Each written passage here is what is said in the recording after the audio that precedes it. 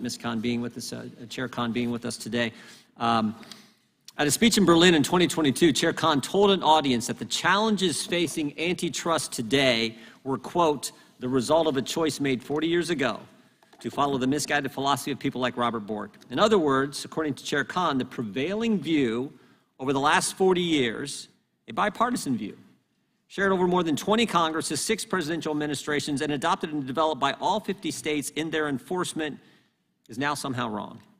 Consider that over those 40 years, the U.S. economy grew from about a $3 trillion annual economy to $25 trillion, and was the single greatest period of wealth creation in human history. But everyone who oversaw economic policy for those 4 decades, according to the chair, was wrong. She knows better. She's trying to usher in a radical departure from the norms that made the American economy great to a system where her and her cronies have unchecked power over business practices in our country, untethered from any reasonable reading of precedent or statutory law. So we should ask now, over the 2 years into her tenure, how has her approach to antitrust been playing out as she heads one of those critical agencies in our government? The short answer is that it's been a disaster. She's pushed investigations to burden parties with vague and costly demands without any substantive follow-through or, frankly, logic for the requests themselves. She's centralized the decision-making at the commission within her office, eliminated any pretext of due process or transparency in that decision-making. Her approach is best characterized as one of intimidation followed by inaction. The best example of this, which was only brought to light because of our work on the Weaponization Select Committee, was her targeted harassment of Twitter. After Mr. Musk bought the company and following pressure from Democrat senators, left-wing activist groups, the FTC issued over 350 requests for information from Twitter.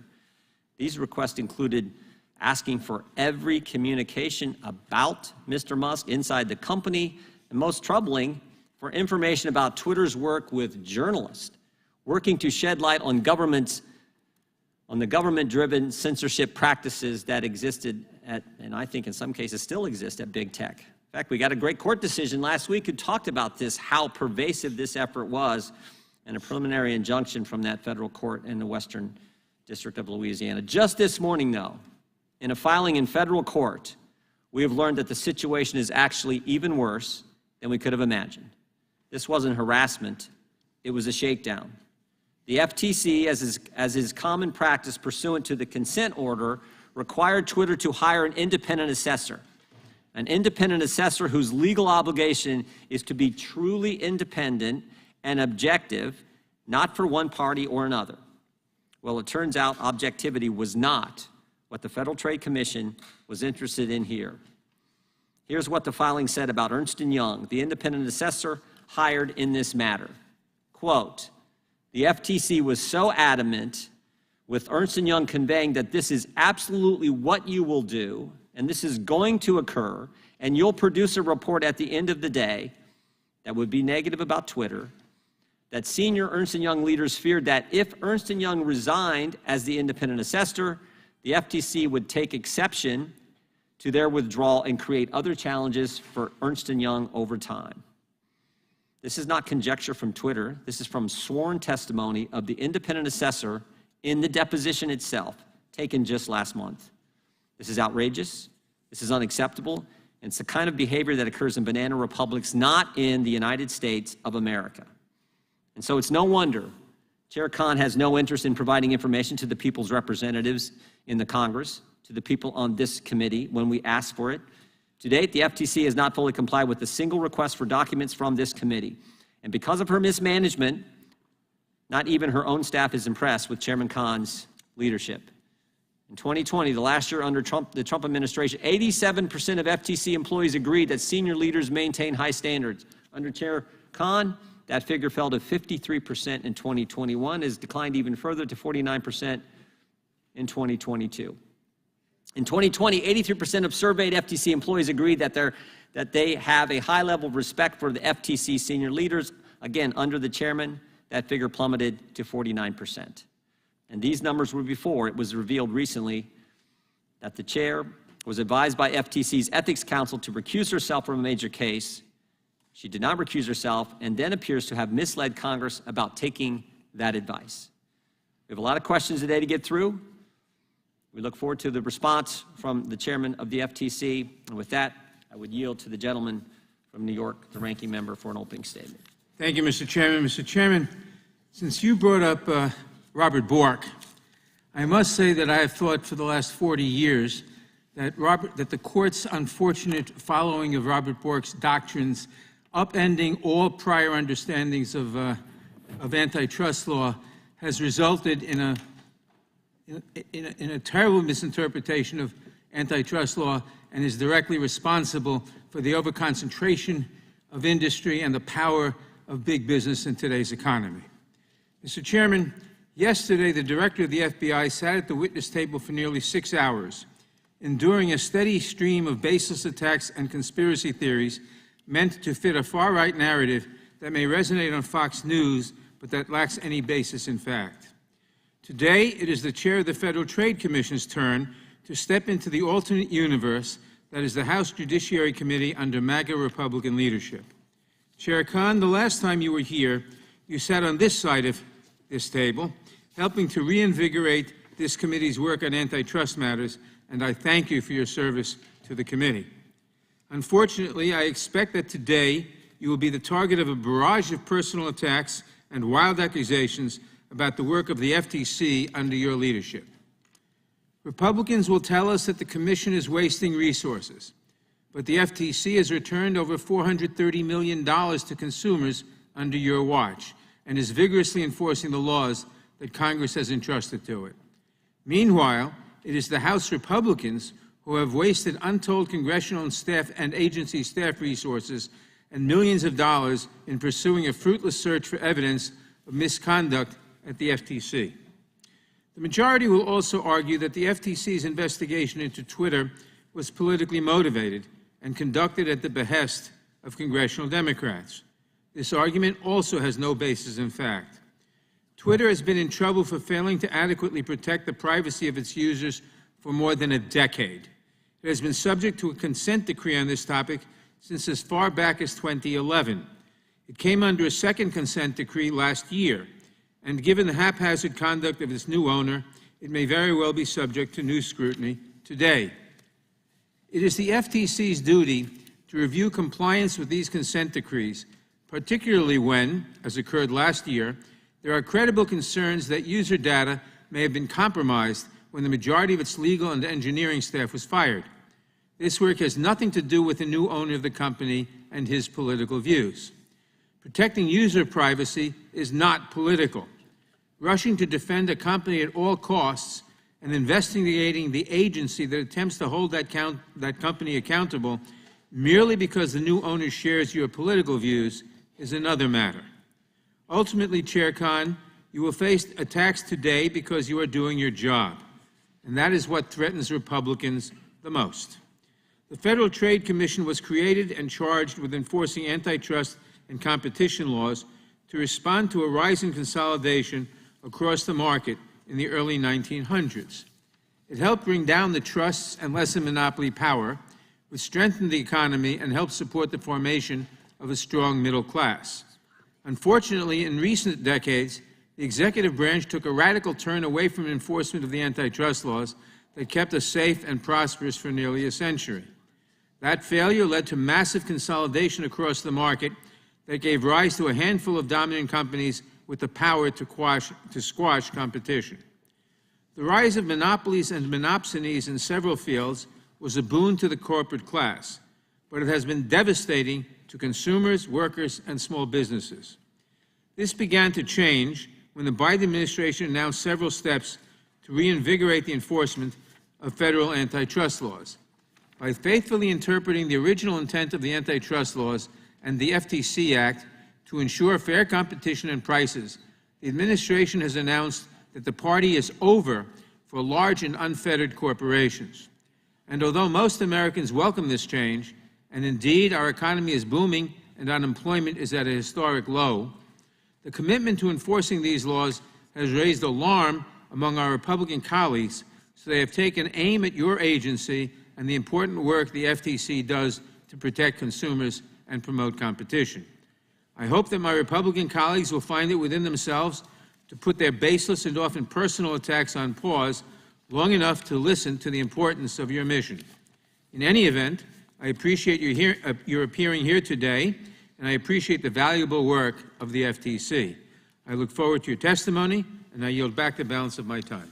Gentleman yields back without objection. All of the opening statements will be included in the record. We will now introduce today's witness, the Honorable Lena Khan. Ms. Khan is the chair of the Federal Trade Commission. She was sworn in on June 15, 2021. We welcome our witness and thank her for appearing here today. We will begin by swearing you in. Would you please rise and raise your right hand? Do you swear or affirm under penalty of perjury that the testimony you're about to give is true and correct to the best of your knowledge, information, and belief, so help you God? Let the record reflect the witness has answered in the affirmative. Thank you. And please know that your written testimony, you've seen this before. You've sat back behind the chairman before, or the former chairman before. So that your written testimony will be entered in the record in its entirety. Accordingly, we ask that you summarize your testimony in 5 minutes. We'll be a little lax with that if you need a few extra. Chair Khan, you may begin, and then we'll move to questions. Chairman Jordan, Ranking Member Nadler, and members of the committee, thank you for inviting me to testify today. I'm glad to join you to discuss the FTC's work to promote fair competition and protect Americans from unfair and deceptive practices. It's a particular honor to appear before this committee, where I had the great privilege of serving during its historic bipartisan investigation into digital markets and the power of large technology platforms. As this committee knows well, there has long been a battle in this country between monopoly power and America's democratic institutions. Congress created the FTC in 1914 against the backdrop of an industrial revolution that had delivered significant technological advances, but also enabled intense consolidation. Given deep national unease about the unchecked power that these monopolists could wield, lawmakers tasked the FTC with preventing unfair methods of competition and scrutinizing business practices through regular data collection and continuously building expertise. In the subsequent years, Congress has expanded our legislative mandate to include laws aimed at protecting consumers. With each of these efforts, Congress has redoubled its commitment to fair competition and to rooting out unfair or deceptive business practices. At the FTC, our North Star is fulfilling the important mandate that Congress has given us and doing all that we can to faithfully enforce the laws and safeguard America's citizens and businesses from harmful and even dangerous concentrations of private power that characterize significant swaths of our economy today. I am endlessly impressed by the talent and tenacity of the FTC teams, especially in the face of ongoing resource constraints and legal challenges to our authorities. Over the past 24 months, the FTC has moved to challenge major transactions that would have eroded competition in critical sectors of the economy, including defense, semiconductors, energy, digital markets, and pharmaceuticals. We are tackling anti-competitive practices, including those that harm American farmers, small businesses, and workers.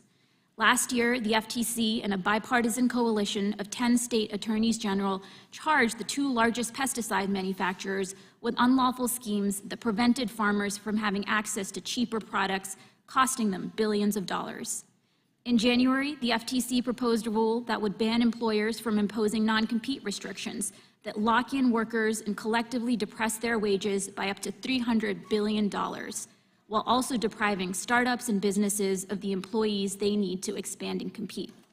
In the months since proposing this rule, we've received over 21,000 public comments, including from nurses and doctors, fast food workers, and hairdressers, who all told us about how non-competes had hurt their livelihoods and undermined their economic liberty.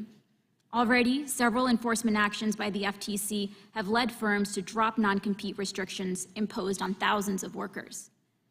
The FTC also continues to use its tool to conduct market-wide inquiries. Last June, the Commission launched an inquiry into the practices of pharmacy benefits managers to shed light on the opaque operations of these large middlemen who can dictate pricing and access to life-saving drugs for millions of Americans. This inquiry follows thousands of public comments the FTC received explaining the real-life costs that can follow from PBM's current practices. One doctor, for example, recounted how delays in PBM approvals caused her patient to develop resistance to an otherwise effective treatment, ultimately leading to the needless loss of her patient's eye.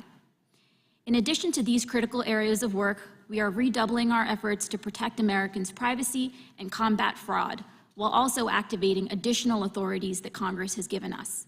We've brought actions to protect consumers from Made in USA fraud, protect military families from predatory financing, and protect addiction recovery patients from deception. We are fighting to protect the security of people's sensitive personal data and have obtained record monetary judgments, including the largest ever judgment to protect children's privacy.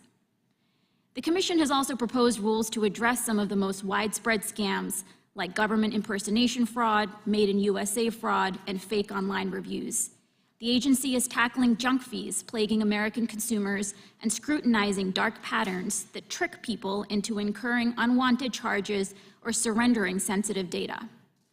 Our click-to-cancel proposal would require companies to make it as easy to cancel a subscription as it is to sign up for one. The FTC is also committed to fighting for people's right to repair their own products. The FTC has brought several major actions against companies for imposing unlawful repair restrictions, hurting customers and independent shops alike. In other words, the FTC is firing on all cylinders, fighting every day to protect the American people from unlawful business practices. These efforts reflect the extraordinary work of our agency staff, whose talent and dedication are second to none. It is a deep honor to serve in this role, and I am enormously proud to see how our enforcement actions and policy work are materially helping Americans in their day-to-day lives. In the aggregate, our work helps promote the open, competitive, resilient markets that have been the bedrock of America's economic success and dynamism throughout our nation's history. Thank you for the opportunity to appear before you today, and I'm happy to answer your questions. Thank you, Madam Chair. We will now move to 5-minute question. The Chair recognizes the gentlelady from Wyoming. Like other federal agencies, the FTC has a designated agency ethics official known as DAO. On April 18, 2023, you testified before a subcommittee of the House Energy and Commerce Committee. At the hearing, Chair Rogers asked you, quote, "Are there any instances where you have not followed the DAO's advice?" End quote.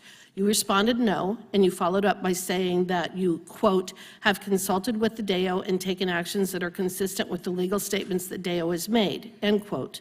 On June 16, 2023, a Bloomberg journalist published a leaked memoranda written by the FTC's DAO analyzing Chair Khan's ability to sit as a judge in the FTC's review of Meta's acquisition of a company called Within.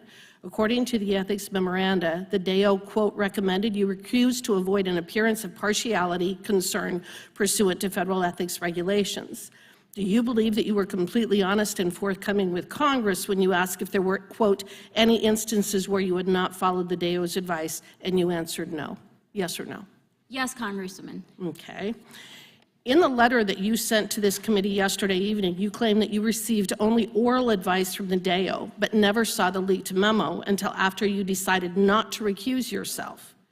First, it is unbelievable to me that you would not ask for written ethics advice on this particular topic. You admit that you have written ethics advice on other topics, but on this topic you claim you did not see the written memo. Instead, you want us to believe that you only received oral advice and not specific oral advice, but only general advice on, quote, understanding the legal framework, end quote. Did DAO give you advice that is different than what was written in the memoranda? Thanks for the question, Congresswoman. So my work before I joined the Commission was focused on assessing the power of large technology. I need you to answer the question that I asked. The question that I asked was, did you receive different oral advice than what was written in the memoranda from DAO? So Very simple question. So I consulted with the ethics official. The ethics official, as was noted in the memo that you cited, although I did not receive that memo, noted that the ultimate framework for instances in which somebody has no financial conflicts of interest. Did she give you different oral advice than what was in the written memoranda? The legal framework yes or no? is for the employee to themselves determine whether they should or should not recuse. Did she give you different advice than what was orally than was in the written memoranda? Yes or no? Congressman, as was noted in the written memoranda, there was no ethics violation created by my participating in the matter. But you didn't follow the DAO's advice, did you? You could have recused at any time, couldn't you? I followed the determination that there was no ethics You could have violation. recused at any time, couldn't you? There was no violation under the ethics laws because I have not a penny in financial stock, not a penny in financial The interest. DAO gave you the relating advice these to companies. recuse, and you did not do so, correct? Congresswoman, as was noted in the memo, as I noted in the letter. I'm going to move on since you're not willing to answer my question. I read your 4-page letter, which was nothing more than an affront to your obligations of honesty, integrity, and candor before this tribunal that is owed by every public servant. And I would reference Part 2635 of the Code of Federal Regulations, which describes your ethics standards. I want to note that the ethics standards are actually higher than one owed by lawyers, which brings me to my next point. Do you expect lawyers at the FTC to follow federal ethics rules? Of course, everybody at the Federal Trade Do you expect lawyers at the FTC to be an active member in good standing of a bar of a U.S. state? If they're practicing as a lawyer, they need to be in good standing with the relevant bar rules. I understand that you were admitted to the New York bar on July 16, 2020, but in 2019 and 2020, according to your Senate questionnaire, you held yourself out as counsel for the Democrats on this very committee. You used this title, but you were not licensed to practice law. Counsel is a term reserved for lawyers, licensed lawyers. And in Wyoming, a person who in any manner holds themselves as competent to practice law without a license to do so is guilty of unauthorized practice of law. I believe the law in the District of Columbia where you held yourself out is similar. Do you believe it is appropriate for non-lawyers to claim the title of counsel? Congressman, when I had the honor to work for this committee, I complied with all of the document requests that the HR folks requested, including documentation about the fact When that I checked your registration status this morning, I learned that you are not in good standing with the New York bar. Your license is listed as delinquent, which means you have failed to file your biennial registrations, and it means that you have not been paying your bar dues, completing your continuing legal education, and maintaining your law license. I believe it's shown on the screen. It also means you're subject to referral for disciplinary action. I find this situation to be stunning and a reflection on your ethics. With that, I yield back. Gentlelady yields back. The chair now recognizes the ranking member from New York for 5 minutes of questions. I find the statement of the gentlelady from Wyoming incredible. Will the Republican staff all commit to recusing themselves from any matters that relate to their work on the committee? Because that is a standard they are holding Chair Khan to. Chair Khan, thank you for coming before our committee today. Under your tenure, the Commission has returned over $430 million to consumers and proposed a ban on non-compete agreements that would increase workers' earnings by nearly $300 billion a year, would save consumers up to $148 billion in health care costs, and would close racial and gender wage gaps by between 3.6 and 9.1%. What are some other ways that the Commission supports a strong economy? Thanks for the question, Congressman. So our work on the antitrust side is focused on ensuring robust competition. This has involved blocking mergers that we believed would have eroded competition, including in the defense industry, including in healthcare. We've brought a set of lawsuits alleging that certain types of hospital mergers would have deprived Americans of access to quality, affordable healthcare. We have a whole set of work underway focused on the fact that all too often drug prices are way too expensive for American people, and we're scrutinizing the ways in which potentially unlawful practices may be contributing to those high prices. We're also hearing directly, day in, day out, from small businesses, from independent grocers, independent pharmacists, franchisees, about the ways in which the FTC's work can help ensure that they have a robust, open opportunity to compete in the marketplace and make sure that Americans are benefiting from robust competition. Thank you. And you have made it clear that antitrust enforcers like your own agency must be more active in enforcing the law and bringing high-impact cases, even if those cases ultimately are unsuccessful. Can you expand on this for us and share why you think having a strong cop on the beat is essential to a fair marketplace? Thanks, Congressman. I mean, I've been very clear that my worry has been about under-enforcement. Unfortunately, I think there were missed opportunities in the last few decades where all too often entire sectors were allowed to consolidate. That has now created markets that are closed off to competition. Recently, the Defense Department has been noting how this consolidation is also now directly undermining national security, where significant consolidation in the defense industrial base is harming our military and making it more difficult for us to compete globally. These are just some of the harms that we've seen from consolidation. Because of that, we think it's incredibly important to be vigorously enforcing the laws that Congress has charged us with enforcing. This includes the FTC's Act's prohibition on unfair methods of competition. It includes the Clayton Act. It includes the Sherman Act. There have been provisions of these statutes that unfortunately had been left dormant, and we are fully committed to reinvigorating the law and make sure that we are fully enforcing all of the provisions that Congress has charged us with enforcing. I know that I assume you also enforce the Sala-Kefauver Act. I know that you also support bringing court actions instead of reaching a settlement under a consent decree with a company that has broken the law. Why is this? So, Congressman, we assess every matter on a case-by-case basis. On the antitrust side, we have seen, unfortunately, instances in which certain remedies that were achieved in merger settlements unfortunately fail to fully protect competition in the ways that the agencies are required to do under the law.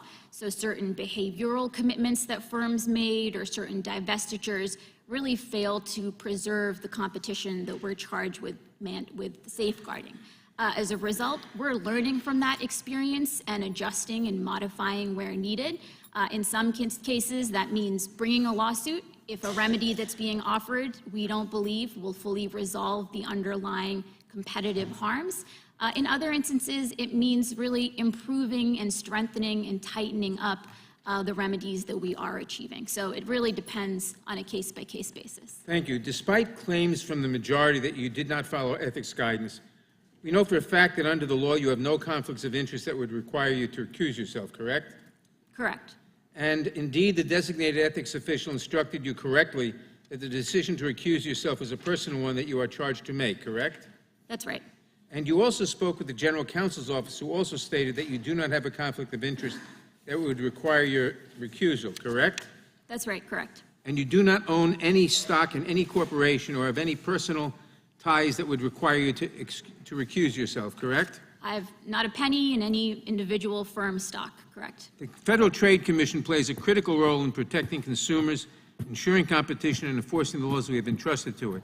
The agency has done this work for over 100 years, and I appreciate that it will continue to do so under your leadership. And finally, Mr. Chairman, before I yield back, I ask unanimous consent to enter into the record a copy of the letter from Lena Khan to the Honorable Kathy McMorris Rogers and yourself. Wow. Letter, I already have your one in. I appreciate it. That's fine. Without objection, so ordered. Thank you. I yield back. The gentleman from California, Mr. Kiley, is recognized for 5 minutes. Good morning, Ms. Khan. A few days ago, you lost another case. This was your challenge to the Activision acquisition. The Northern District of California, in an opinion by a Biden appointee, denied your request for a preliminary injunction. After what the court called a voluminous pre- and post-hearing written submissions, the court found you are not likely to succeed on the merits. You seem to be losing quite a bit, and I don't say that to be disrespectful, but these are, after all, taxpayer funds. You're now 0 for 4 in merger trials. The average win rate for the FTC in the modern antitrust era is around 75%. So I have to ask, why are you losing so much? Thanks for the question, Congressman. I should note, first of all, that the FTC has some of the best litigators around. And in the very trial that you mentioned, it was just phenomenal to see, and the judge herself personally commented on how the fact that the FTC, despite being totally out-resourced by some of these companies, was really able to go toe-to-toe in terms of legal talent and skill.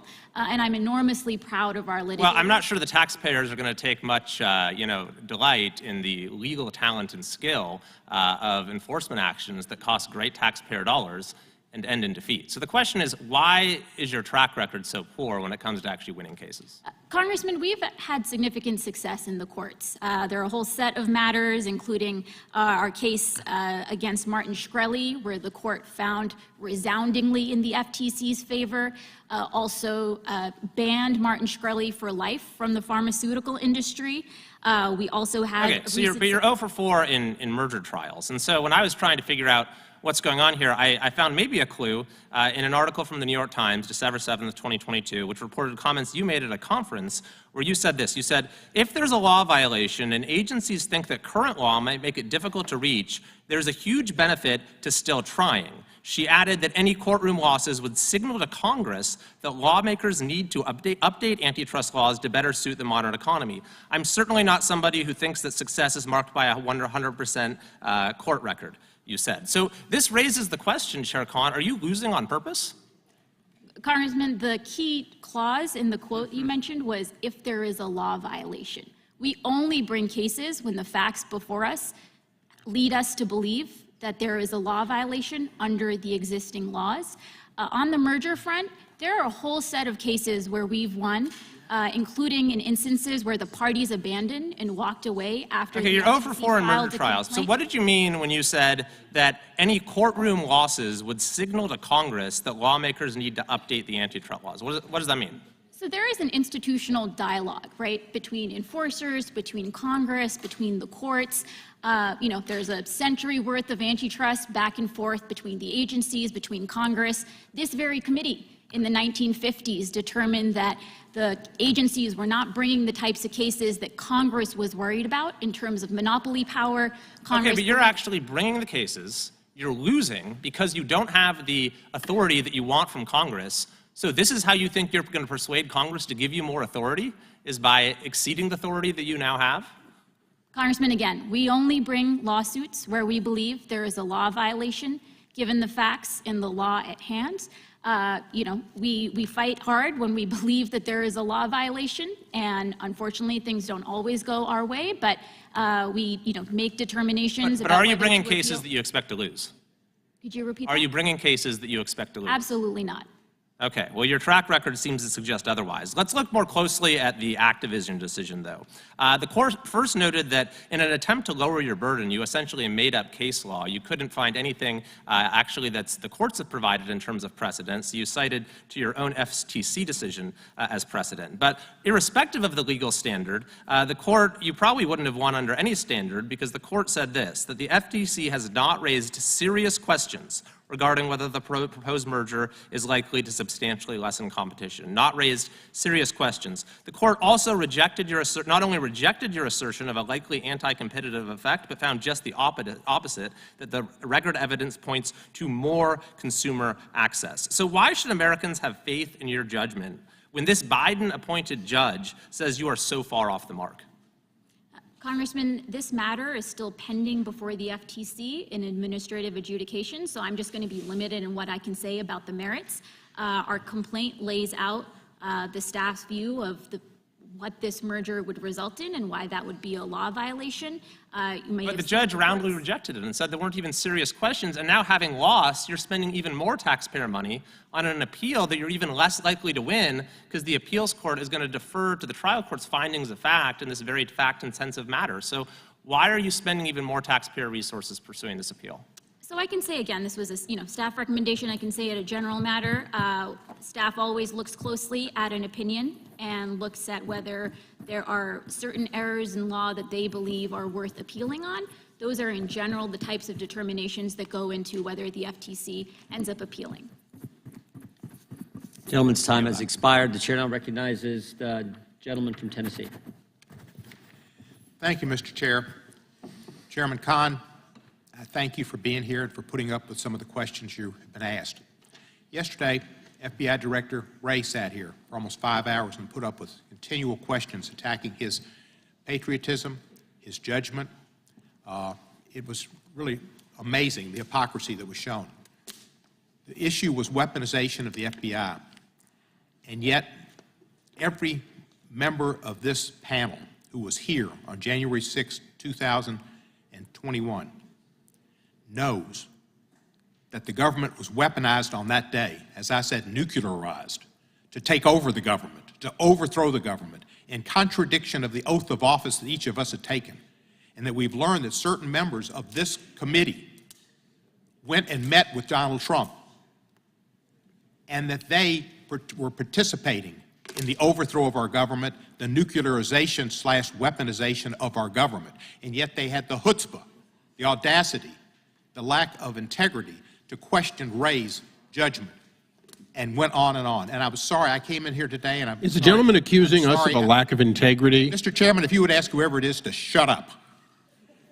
I'm sure the chairman will rule when he comes I came in back. today and I heard some questions about your relationship with the Bar Association. Hey, you don't talk about rope in a house where a man's been hung. You don't ask about membership in the Bar Association on a Judiciary Committee where there are members who never passed the bar and aren't members of the bar. And they are members of this committee in good standing. So we need to get beyond the hypocrisy and realize where we are and don't raise such subjects. Chairman Kahn, let me ask you this. The Federal Trade Commission deals in issues that protect consumers. And subscriptions to magazines, to services on the subscription services for media are everywhere, and you can subscribe to them easily. But it's hard to unsubscribe. It's difficult to find that spot. This has been a problem to consumers, and the companies just make money hand over fist as people give up on trying to unsubscribe or cancel their membership. What steps is the FTC taking to reel in these predatory practices? So, Congressman, you're absolutely right. We have a complaint database where we hear directly from consumers. Oftentimes we hear about significant frustrations about these subscriptions that are very easy to sign up for, but effectively impossible in some cases to fully cancel. We've brought enforcement actions, including a case we brought against Vonage last year. We also recently proposed a rule. It's our click-to-cancel rule that required that companies make it as easy to cancel a subscription as it is to sign up for one. We've been collecting public comments. We're going to look closely at the record and determine how to proceed. Thank you for that. I've tried to, I had a bundle with Disney, Hulu, and ESPN 26 or something, and I tried to get out of that bundle and just do Hulu or something, and whatever it is, I'm being charged for both of them. And I've given up. I've just tried to cancel, and it's just too much. It needs to be easy. That's right, and we've also seen through our work that companies sometimes use what are known as dark patterns. These are these manipulative design techniques that are designed to trick people into either, signing up for unwanted services or that make it very difficult to cancel or opt out of something. And so those manipulative design tactics are very much on our radar. Another anti-consumer practice is robocalls, and I've heard about it forever. And it bothers me, it bothers so many people to get these robocalls and asking you to sign up for this or sign up for that and to speak, and they get you. This is also, I think, the FCC maybe, but what is the FTC doing to help us with these deceptive calls? So we work hard on this front. One thing that we've been thinking about is how can we be most effective and efficient with our resources?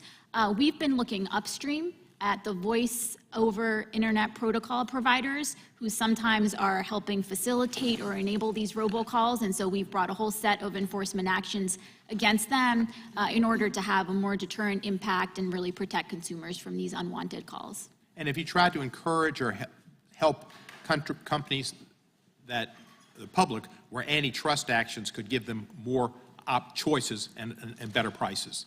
Absolutely. Well, I thank you for what you're doing. By the way, do you have any books that you checked out from the library that are overdue? No. The public really cares about that. That's important. I yield back the balance of my time. Gentleman yields back. The gentleman from California is recognized for 5 minutes. Thank you, Mr. Chairman. And on behalf of the committee for the work that your 1,600 plus full-time equivalents do on areas like thwarting robocalls and your efforts to promote the right to repair, I want to thank the people at the FTC. Our beef, though, is not with much of the good work you do, much of which, as you said to Mr. Kiley, is successful in when you litigate. Our problem here today, my problem here today, is that you're a bully.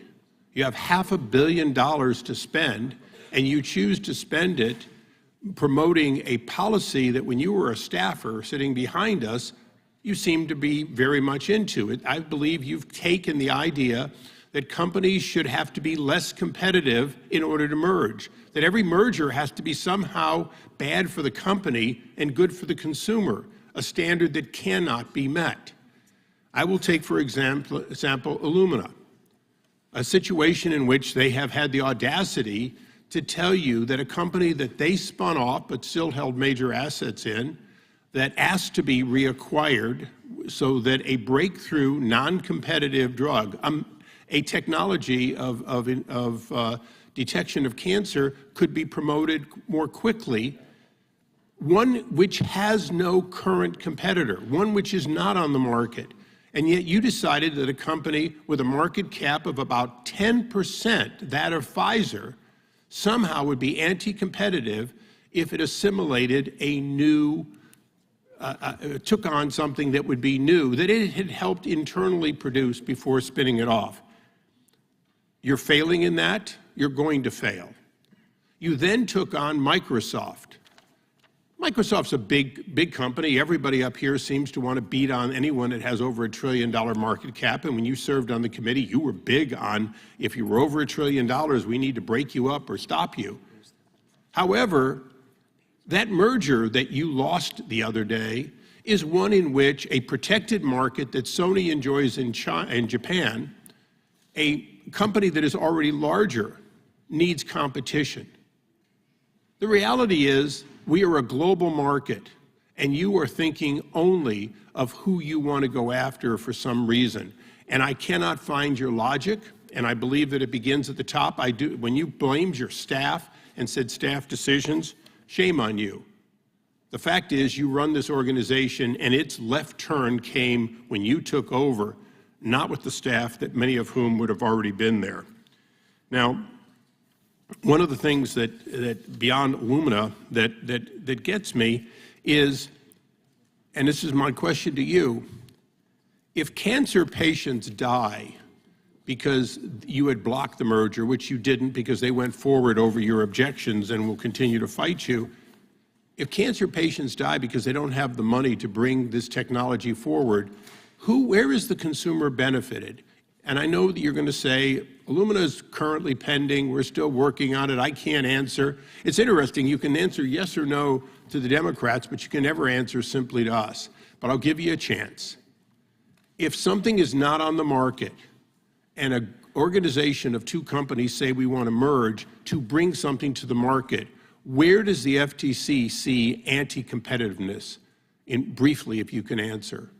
So before I answer, I should just note, if anybody asks me on either side about an ongoing No, please answer my question. My time is limited. I will not be able to answer about ongoing adjudicative proceedings. Okay. Relating to the matter that you mentioned, I was not at the commission when it was voted out. There was a recent commission opinion.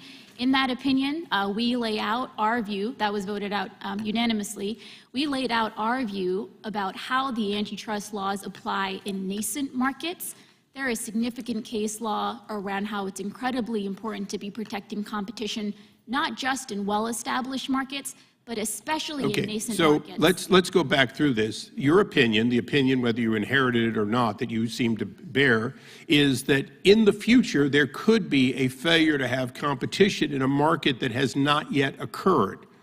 If people have to meet a standard of your hypothetical market will not develop because we have to predict the future.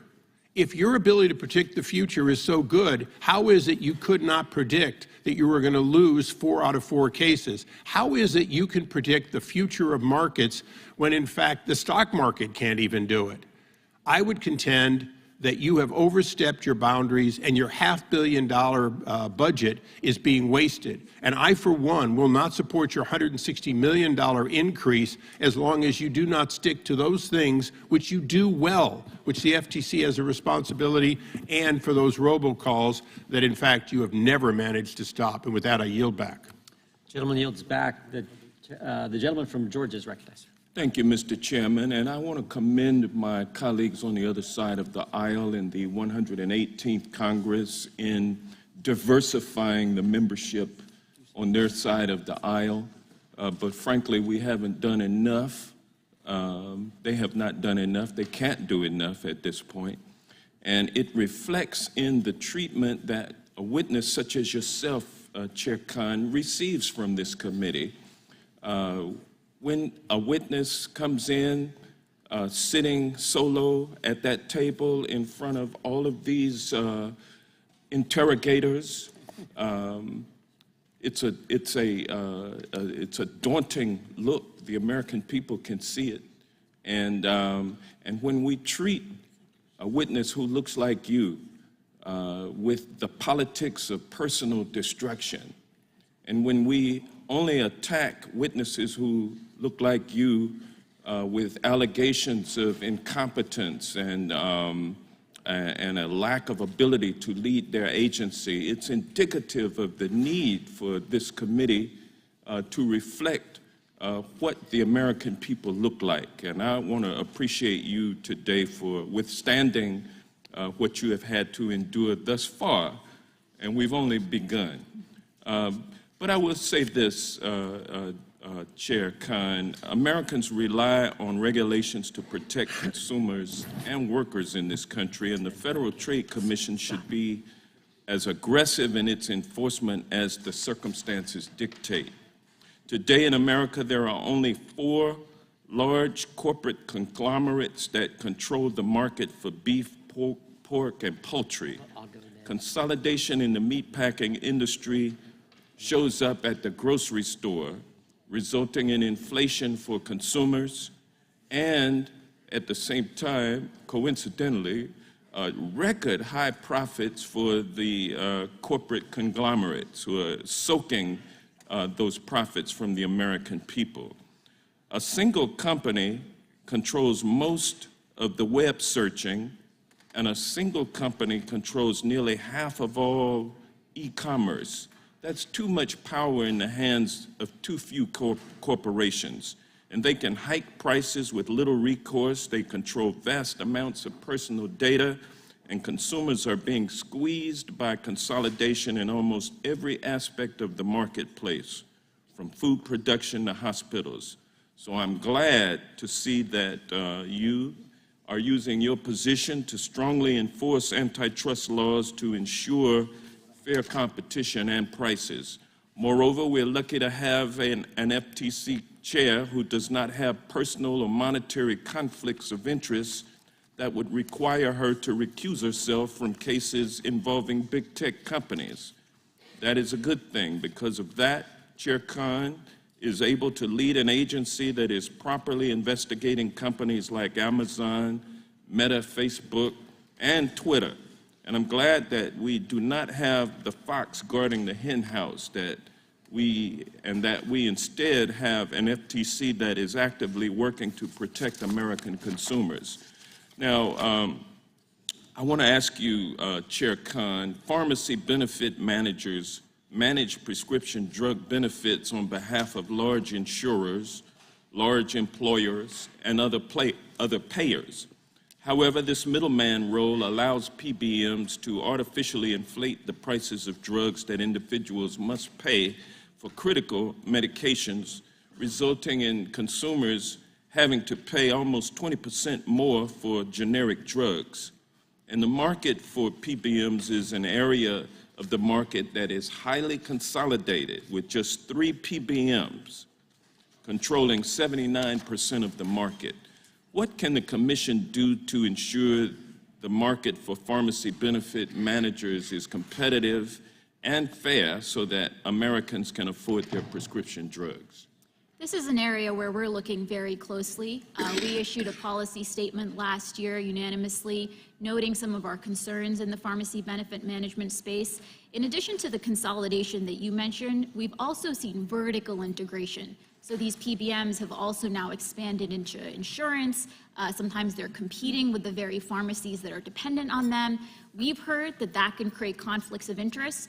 We've also heard that these PBMs demand rebates in ways that may be denying patients access to more affordable drugs. So we've put the market on notice that we are looking at these practices closely. If we find law violations, we won't hesitate to act. Thank you, Mr. Chairman. I have a unanimous. Mr. Chairman, I have a point of order. I have a unanimous consent request. Do the point of order, then I'll come to your unanimous consent. Chairman, I waited for the gentleman to complete his time, but I must raise a point of order that I personally felt that he was referring to all Republicans, but particularly to me, for his comments about diversity and his comments about our treating the witness apparently because of the color of her skin, which happens to be similar to my brown skin.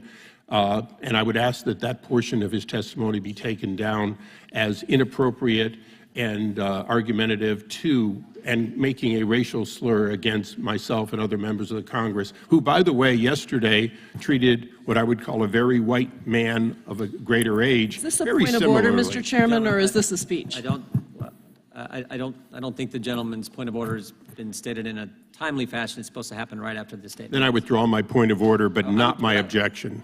Well, I would just point out we should all engage in proper decorum, not disparage colleagues, not disparage people in the government, not disparage anyone. So let's just keep that in mind. And with that, I know we got a unanimous consent. And thank you, Mr. Chairman. I would move for the entry of a letter from Small Business Rising to yourself as well as to the ranking member, Gerald Nadler, into the record without objection. Without objection. And I'd also like to take, if the chair will allow me to, the opportunity to simply clarify to my friend Briefly. Chair Issa that no personal affront was intended. This was directed at the entire panel. We got that. The chairman recognizes the gentleman from Wisconsin. That makes me feel good, Mr. Johnson. Thank you. Chair Khan, thank you for being here today. Last December, I sent you a letter along with several of my colleagues asking about the FTC's consideration of environmental, social, and corporate governance factors, or ESG as it's known, in merger enforcement. I appreciate that you had a prompt response in answering that FTC would not support conditioning the approval of the unlawful merger on the adoption of a particular set of ESG policies or commitments. While pleased with the first part of the response, you did not answer whether you would block a merger if it met traditional competition criteria but falls short of some standard on ESG goals. Can you commit that ESG criteria will not play a role in a decision by the FTC to block a merger? Microphone, please. Apologies. We look at the text of the statutes, which tell us to block mergers if they substantially lessen competition or tend to create a monopoly. That's what we look at. Again, if companies make certain commitments to us about social justice commitments or ESG commitments, those are irrelevant to us. Okay, thank you. Since becoming chair, have you ever communicated using Signal, WhatsApp, or through a different encrypted messaging app on matters principally related to antitrust or consumer protection policy, FTC enforcement actions, press, political strategy, or any official communication? In particular, I'm interested to see if you've had any communication with Senator Warren, states attorneys general, or outside groups. Congressman, the FTC has a very clear policy requiring that any FTC business relating to substantial matters be conducted only on authorized FTC devices, and I fully comply with that policy. Did you have any communication with your now senior advisor, Ms. Sarah Miller? Sarah Miller works for you, is that right? Ms. Miller joined my staff earlier this year, correct? While she was in her role at the Economic Liberties Project, regarding the decision to air attack ads on members of this committee, including myself, for our opposition to the FTC's proposed non-compete rule. Congressman, I talked to a lot of people, but I'm never involved in those types of discussions. So you weren't involved in the idea to, in fact, go after members of this committee in their districts? Congressman, we're really excited about this proposal. We're accepting a lot of public comments. We're eager to hear from members of Congress. I've talked to many of you about the proposal. We're eager to hear your feedback and input. It was announced last night that you intended to break 30 years of precedent by challenging the court's ruling in the merger of Microsoft and Activision. Can you explain why, despite 39 countries and the European Union already clearing this merger, that you intend to move forward with on administrative proceedings? So Congressman, again, this matter is pending before the commission in our administrative adjudication, so I can't comment on the merits. When we get an adverse ruling, our teams look closely at the text of the opinion, determine whether there are errors of law that they believe warrant an appeal. Those are the types of considerations that they take into account. In April this year, the FTC's Associate Director for Litigation for the Bureau of Competition stated at a conference that, quote, merger policy is industrial policy, and, quote, there is a role for merger policy in directing the way capital flows into projects. That means at the next venture capital meeting, they're not going to say, what's the exit via acquisition? It will be, how do we get to an IPO? Do you endorse this statement? Congressman, I'm not familiar with the details of it. Happy to look at it in a question for the record. I'll say generally, it is true that antitrust and competition policy is about ensuring robust competition. Entrepreneurs benefit from that. Startups benefit from that. I just met with some venture capitalists the other week that were expressing concern about a lack of exit options that don't involve being bought up by one of the large technology companies. So these are certainly issues that we hear about.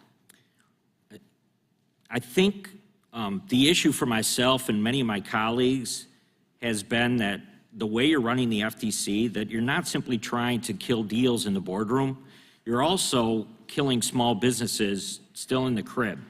You want startups to seek an IPO rather than an acquisition, but the cost of entering the public markets has doubled since the 90s, and your colleague, Mr. Gensler, at the SEC has been piling on with the rulemaking. So I don't know if this is what the administration means by Biden economics, but I have to ask, why would anyone start a small business under this administration right now? So Congressman, we hear regularly from small businesses. One of the things that we started since I joined the commission is open commission meetings where anybody in the country can sign up and come talk to us. We hear from a lot of small businesses. More often than not, what we hear is about the challenges that they face in being able to compete in an open, competitive marketplace. We hear about how the existing giants and existing incumbents are squeezing them and making it difficult, be it for an independent grocer, an independent pharmacist. So we are very eager to hear from small businesses and make sure we're enforcing the laws in the ways that are enabling everybody to compete in the marketplace. Chairman, I yield back. Time of the gentleman's expired. The gentleman yields back. The gentlelady from California is recognized. Thank you, Mr. Chairman, and thanks to our witness for being here. I have an interest in several areas where it seems to me the FTC has been less than robust, and which maybe you can disabuse me of that notion. First, in the area of swipe fees. Visa and MasterCard have more than 83% of market share. This is, Congressman Gooden and I introduced the Credit Card Competition Act of 2023 to introduce competition. Our small businesses pay a higher swipe fee than people do in other developed nations, and I'm wondering whether the FTC will be having an active engagement in this area. I'm also concerned about the issue of consolidation in the grocery sector. These large companies have the power to secure preferential pricing and treatment from suppliers to the detriment of independent grocers. Now, recently, Mr. Tiffany and I led an appropriations request for $10 million specifically for FTC enforcement of the Robinson-Patman Act. I'm interested in what you can tell us about FTC and Robinson-Patman. I also have long been a champion of right to repair. Congressman Ice and I recently introduced a legislation to limit the enforcement period of design patents so that monopolies cannot prevent individuals from repairing their own what they own. The Nixing the Fix report was before your tenure, but I'm interested in what FTC is interested in doing in this area going forward. And finally, Congresswoman Eshoo and I introduced what I think is the toughest online privacy act that's ever been introduced in Congress. It simply prevents companies from collecting data so they cannot then use it to manipulate Americans. I'm interested in what actions the FTC is going to take to minimize data minimization, which I think is a key to data security, privacy, and also helpful in competition. So on your first point, just a few months ago, the FTC announced an enforcement action against MasterCard. We alleged that there was a violation of the Durbin Amendment and that MasterCard had engaged in unlawful tactics to block competing networks and really stifle the competition that Congress has sought to encourage in this market back in 2010, because I think you're absolutely right. We still see fees that are much higher than what we see in sectors where you have more competition. Robinson-Patman and reinvigorating enforcement of it is a top priority. We've certainly heard from independent grocers about the ways in which differential treatment and discriminatory prices may be squeezing them and disfavoring them, making it difficult to compete, especially in parts of rural America. That's something that we're looking at closely. We also, several months ago, launched a market inquiry looking at supply chain disruptions and the degree to which that type of differential treatment may have contributed. On right to repair, this has been a big area of focus for us. In addition to the great staff report you mentioned, we also issued a policy statement. We followed up with several enforcement actions, including one against Harley-Davidson, one against Weber. Since then, we've also been working with state legislatures, several of whom are also considering right to repair legislation. Just the other month, one of our staffers went to California to testify before the state Senate there to give input and feedback on their legislative efforts in this area. So we're bringing our own lawsuits, but also looking to serve as force multipliers where other legislators are looking to be active. Ensuring robust privacy protections for Americans is a top priority. We've been extraordinarily active in this area, especially when it involves children's privacy. We brought an enforcement action against Epic Games because we found that certain lax privacy policies that they had in place were endangering children. We've also been looking at people's sensitive health information and instances in which companies are collecting health data for the purpose ostensibly of providing health services, but then are turning it around and making it available for advertising. And we're also looking at geolocation data. We have a lawsuit pending in Idaho against a data broker called Kochava, where we allege in our complaint that its practices allowed companies to track and get very sensitive geolocation information on consumers in ways that revealed whether they were going to church, whether they were seeking certain types of health services, whether they were seeking addiction recovery facilities, very sensitive data. So that lawsuit is still pending. Thank you, Mr. Chairman. I see my time has expired, and I yield back. Gentlelady yields back. Chair recognizes himself. Madam Chair, why are you harassing Twitter? Congressman, thanks for the question. As you might know, the FTC's work on Twitter goes back a decade. Back in 2009. I'm not talking about a decade. I'm talking about now. 12 demand letters in 10 weeks, over 350 separate requests you've demanded of Twitter. Why are you harassing them? Twitter has a history of lax security and privacy policies.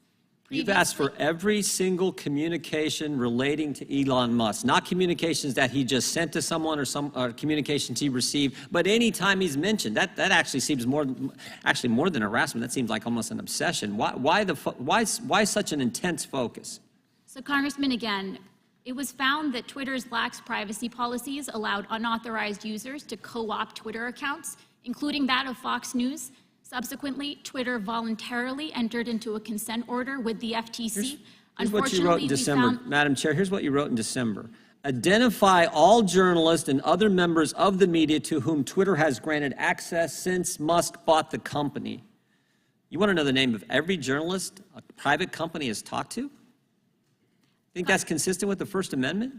Congressman, as a former journalist, I take extremely seriously the valuable work that they do and understand that there can be instances in which government action is unjustifiably particularly, Madam Chair, if I could just interject, particularly in the context here. I mean, it's bad enough if you got government asking a private company about who are the journalists you're talking to, you name 4 of them and say, we want the other names of any journalists you may in fact be communicating with. That's bad enough, and I think a threat to the First Amendment, freedom of the press. But in the context of giving us information about how government had suppressed speech on these platforms. That's the context you're asking for. I think that's particularly troubling, don't you? Congressman, the consent decree that we have prohibits Twitter from sharing personal information with third parties. When we read in the papers, like everybody else, that Twitter may have granted access to third parties, that's what our teams were seeking information about. Again, this is a company whose history with the FTC goes Madam back Chair, a decade. we got limited time. Madam Chair, who is David Roque? Could you repeat that, Congressman? David Roque, R-O-Q-U-E. Who is David Roque? I'm not familiar with You that. deposed him last month, June 21st, 2023. David Roque is the independent partner for Ernst & Young's independent assessment of Twitter's program. That's part of this consent decree. Do you know what Mr. Roque said in that deposition? I'm not aware. Okay, let me read it for you then, because I think it's pretty important. Mr. Roque testified, again, in front of your lawyers, you deposed him, testified that FTC's conduct made him feel as if the FTC was trying to influence the outcome of the engagement before it had started. He said, in some of the discussions that we were having with the Federal Trade Commission, expectations were being conveyed about what those results should be before we had even begun any procedures. So they're the independent assessor in this consent decree the FTC has with Twitter, and you're telling the guy who is the person. He's the guy. He's Joe the accountant who's going to get this information. You're telling him, you're putting your finger on the scale, telling him what you want the outcome to be, and he's supposed to be the independent fact finder. Why are you doing that? Congressman, I'm not familiar with those. Because it was just filed today, but we are. This is filed in court today, and this is your deposition. I'm happy to take a closer look at it and be back in touch. I will say, as a general matter, we want to make sure that the assessors and auditors that are responsible for overseeing compliance are doing their job. You're saying Mr. Roque's line, what he testified here, what's been filed in court today, that there were suggestions of what they would expect the outcome to be, they being the FTC, there were suggestions of what they wanted him to go find in his independent assessment of the consent decree agreement between the FTC and Twitter. Again, I'm happy to take a close look and we can be back in touch with you about that allegation, but our staff are consummate professionals. When they conduct these investigations, they're focused on determining whether there was a violation. Is your attack on Twitter, harassment on Twitter, is that based on the fact that all kinds of Democrats have asked you to do this, and frankly, some things that you've written about dealing with, quote, disinformation? Does that have anything to do with it, Ms. Khan? Congressman, we make only independent determinations about whether there were law violations. The statement from Chairman Nadler, the statements from the letter, the press release and the letter from 7 Democrat senators that had no impact on it, that's not why you're doing it? Absolutely not. We look very closely at the specific matter at hand. Again, 12 demand letters in 10 weeks telling the independent assessor, hey, put your finger on the scale, this is the results we want. That's not harassment, and it had nothing to do with the fact that every Democrat in this town seemed to be telling you to go after Twitter. Our focus is on protecting people's privacy and security. Twitter has sensitive data on 150 million Americans, including private messages. We need to make sure, especially given its history going all the way back to 2010, we're doing everything to make sure Twitter is complying with the order. That's fine. Don't put your finger on the scale, and don't attack the First Amendment and the rights of journalists. Mr. Chairman, That, point of order. I yield back and recognize the gentleman from California for 5 minutes. Thank you. Madam Chair, thank you for your testimony today, and thank you for the refreshing and aggressive approach you're taking to ensure competition.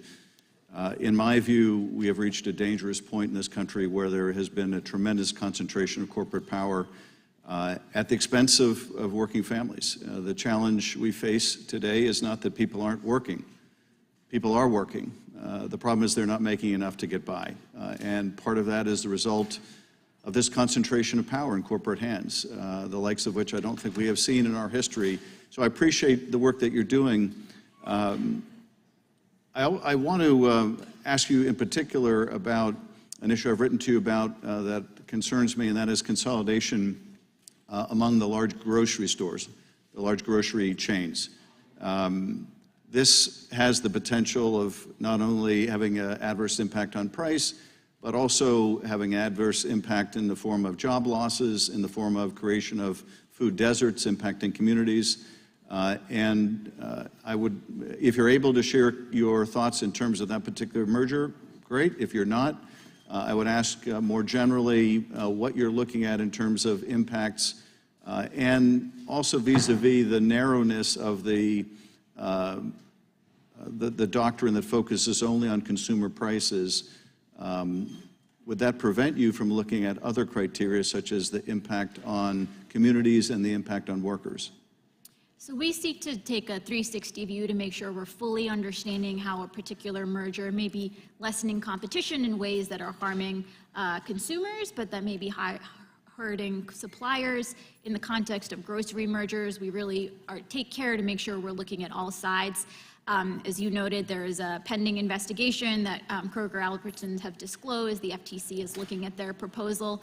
I think you're absolutely right, though we've seen the consolidation in the grocery sector can have devastating effects for communities, contributing to food deserts. One practice that is also on our radar is the way in which grocery chains can be using what are known as restrictive covenants to try to lock out competition geographically, which may also be contributing to these food deserts. So we're looking at that closely, and we want to make sure that we're enforcing the antitrust laws in ways that are serving all communities.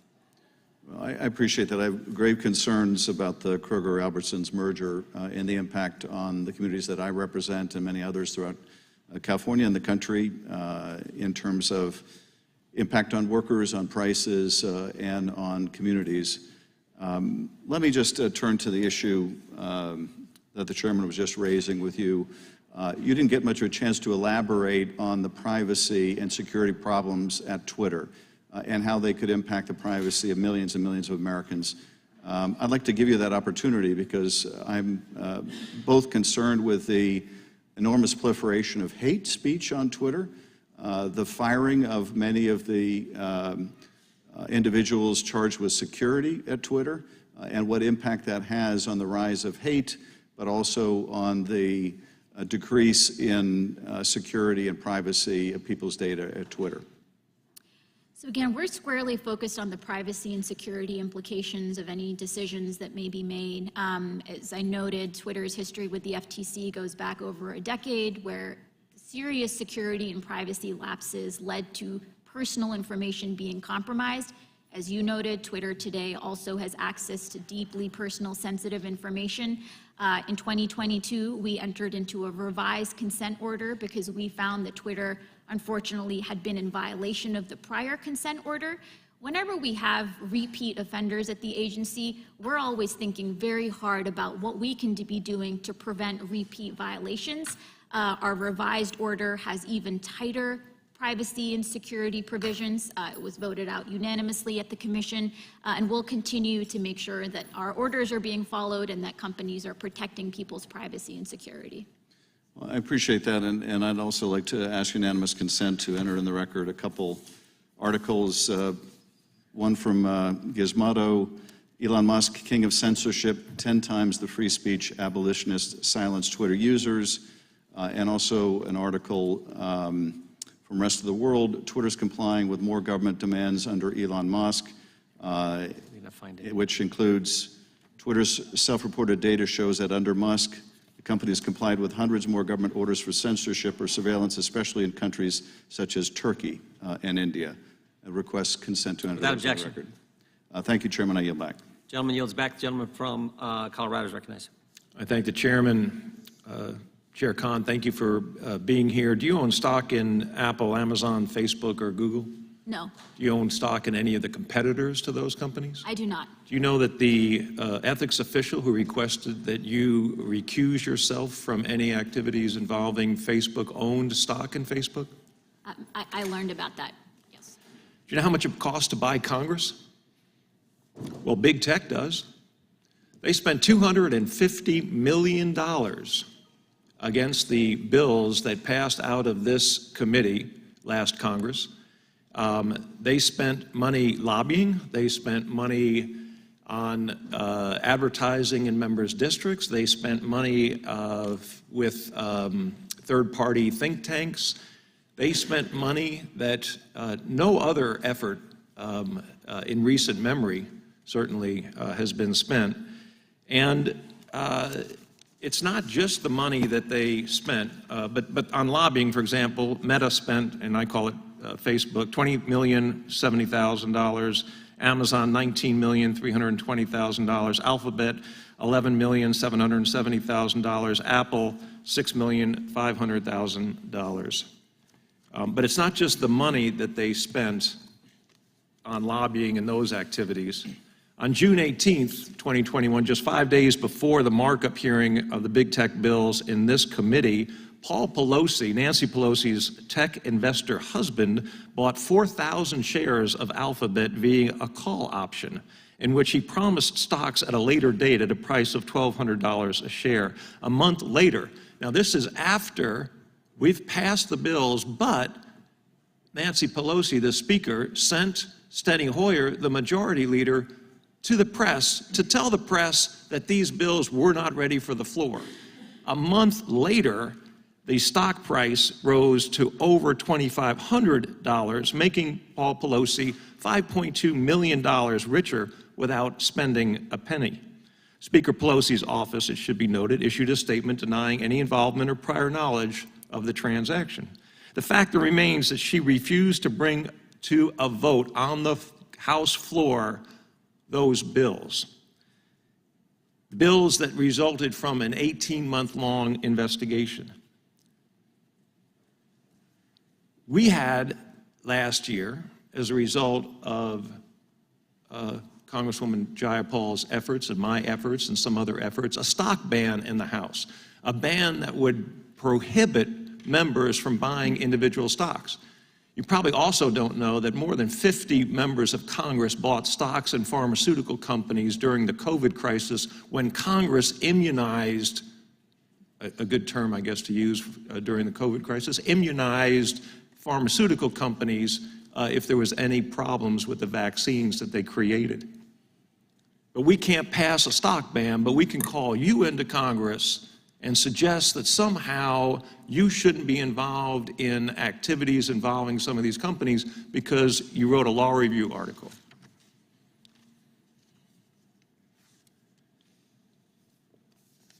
Do you have a child? I don't want you to answer that question just yet because that's personal. But do you have a child who is lobbying for Amazon or Facebook? No, he's turning 6. He's turning 6 months this week, so no. Okay. They'd probably still hire him. Yeah.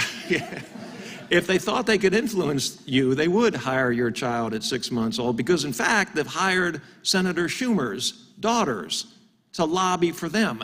And the same bills that passed the House didn't get a chance, the same bills that passed the House Judiciary Committee passed the Senate Judiciary Committee and never saw the light of day on the Senate floor either. But that's just how the game goes.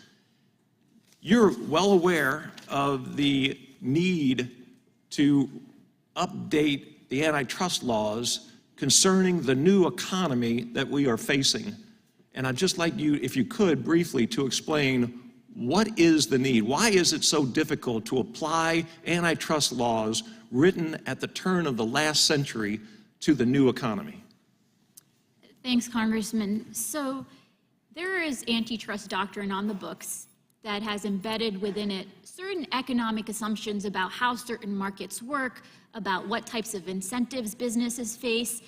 That doctrine in some cases is 30 years, 40 years old, way before we had the advent of digital markets. These digital markets function differently, right? You have the self-reinforcing advantages of data, network externalities, companies face different incentives, they're engaged in different strategies, and sometimes there can just be a gap between how the doctrine is saying businesses are acting and what we see in reality. And so legislative updates can be needed to close that gap between what the theory says or what the doctrine says and what we're all living with in actual markets. And so that's in particular where legislative action can be absolutely critical. Gentleman's time has expired. Gentleman yields back. The gentleman from California is recognized. Thank you, Mr. Chair. Chairperson Khan, welcome today. What is your job? I have the great honor of serving as chair of the Federal Trade Commission. And what do you do in that role? Well, help manage the agency, oversee both our Bureau of Consumer Protection's work. Protect consumers? Protect consumers, protect fair Where do you get competition. that authority? Congress charged us with that in the FTC Act and subsequent legislative amendments. Is that new? Excuse me? That authority new? That authority stems back to 1914 and then subsequent amendments in the following decades. We talked a little bit earlier about litigation fees, enforcement costs. Let me ask you, are you a profit center or are you an agency in charge of protecting consumers, enforcing the law, and going after individuals that may prey on our consumers, our taxpayers? We're a government agency that is using every dollar we have to protect the American people from illegal business practices. Thank you. Let's talk about Main Street, people who sent us here to Washington. I get scam calls every day, robocalls. Seniors get robocalls every day. Veterans get robocalls every day. How are you working with the FCC to stop these calls from happening? So we in the FCC have overlapping jurisdiction, as you noted. One thing that we're doing, in addition to going after some of the robocallers themselves, is identifying what are some of the upstream factors that are allowing these calls to proliferate.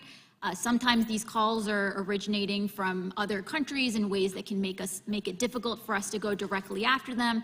This is why we look at VoIP providers and other upstream Madam service Chair, providers. a number of years ago, I had a situation in my district. We had to get Interpol involved. Calls originating from Mexico. One of the local telephone companies were providing the calling information, and it was a huge, huge mess. International, very much a difficult challenge. What can we in Congress do to help you rein in these predatory calls? There are certainly legislative updates that we're happy to recommend to you and your team. I would say generally, given that the FCC also has authority over the telecom carriers themselves, directly taking action at that layer could also probably have a very big impact. You know, at the end of those scam calls, you have victims, people that get hurt really bad and struggle to get that money back. What is your agency doing to help consumers get their money back? We're bringing lawsuits where we can. Unfortunately, a couple of years ago, we suffered a big setback in court where the court said that 13B of the FTC Act, which has been a core provision that we use to go into court and get back money for people who have been scammed out of money, the court said we can no longer use that authority. That was a big setback. Since then, we've been activating other legislative authorities to make sure we're trying to get money back where we can, but there's no doubt that billions of dollars evaporated after that court decision and people are losing out as a result. So do you need legislative help from Congress to do your job, protect consumers in this area of junk fees? Absolutely. Legislation, in particular, enabling the FTC to go into court under Section 13B and get money back so that lawbreakers are not profiting from their lawbreaking, that would be essential. I think that's important. Lawbreakers need to know there's somebody there, a police officer waiting to make sure that they follow the law. And too many times, my locals get ripped off. They call the local PD. They don't know what to do. They call the local state agency. They don't know what to do. And I hope that you and your agencies can continue to be effective in making sure that consumers on Main Street are protected. Our seniors especially, that sometimes are embarrassed to call me and tell me I just got ripped off, that don't have the energy or the wherewithal to defend themselves. These are the people we need to be protecting. I asked you if you were a profit center. I know you're not, but nonetheless, I encourage you to continue to do a good job, because my constituents, American taxpayers, are relying on your agency and doing a good job. Thank you very much, and Mr. Chair, I yield. Gentleman yields back. The gentleman from Virginia is recognized. Thank you. Madam Chair, you implemented the use of omnibus resolutions in antitrust investigations. These resolutions, in effect, give the chair of the FTC sole control over FTC investigations. The chair could direct staff to investigate a transaction, sign all subpoenas without a commission vote, which was previously necessary in investigations of almost all mergers and business conduct. Former Commissioners Phillips and Wilson resigned over much of this type of action from you, said that this paragraph eliminated the only layer of commission oversight. Wouldn't you agree that the use of omnibus resolutions in this matter undermines the bipartisan nature of the commission model? And are you trying to turn the commission into your own personal empire? Congressman, omnibus resolutions have long been used at the FTC before I joined. It's fairly standard for there to be omnibus resolutions on the consumer protection side, again, long before I joined. Changes we made brought the consumer protection side in symmetry with the competition side in order to empower our staff to act nimbly. Okay, let's talk about that, because the staff has been leaving in droves. A report by Bloomberg found that 71 senior attorneys left the agency in the 2-year period between 2021 and 2022, the highest number of departures in the category for a comparable 2-year period since 2000. Coincidentally, the Progressive Change Campaign happens to have a list of 400 recommended names for positions in the FTC in the Biden administration. Has anyone, including Adam Green of the Progressive Change Campaign, communicated with you to hire any of these individuals? No. Okay. And have you hired any of these individuals? No, I don't know what list you're talking about, Okay. to be honest. Let's move on to this committee and your responsiveness or lack thereof to this committee, following up on what the chairman asked.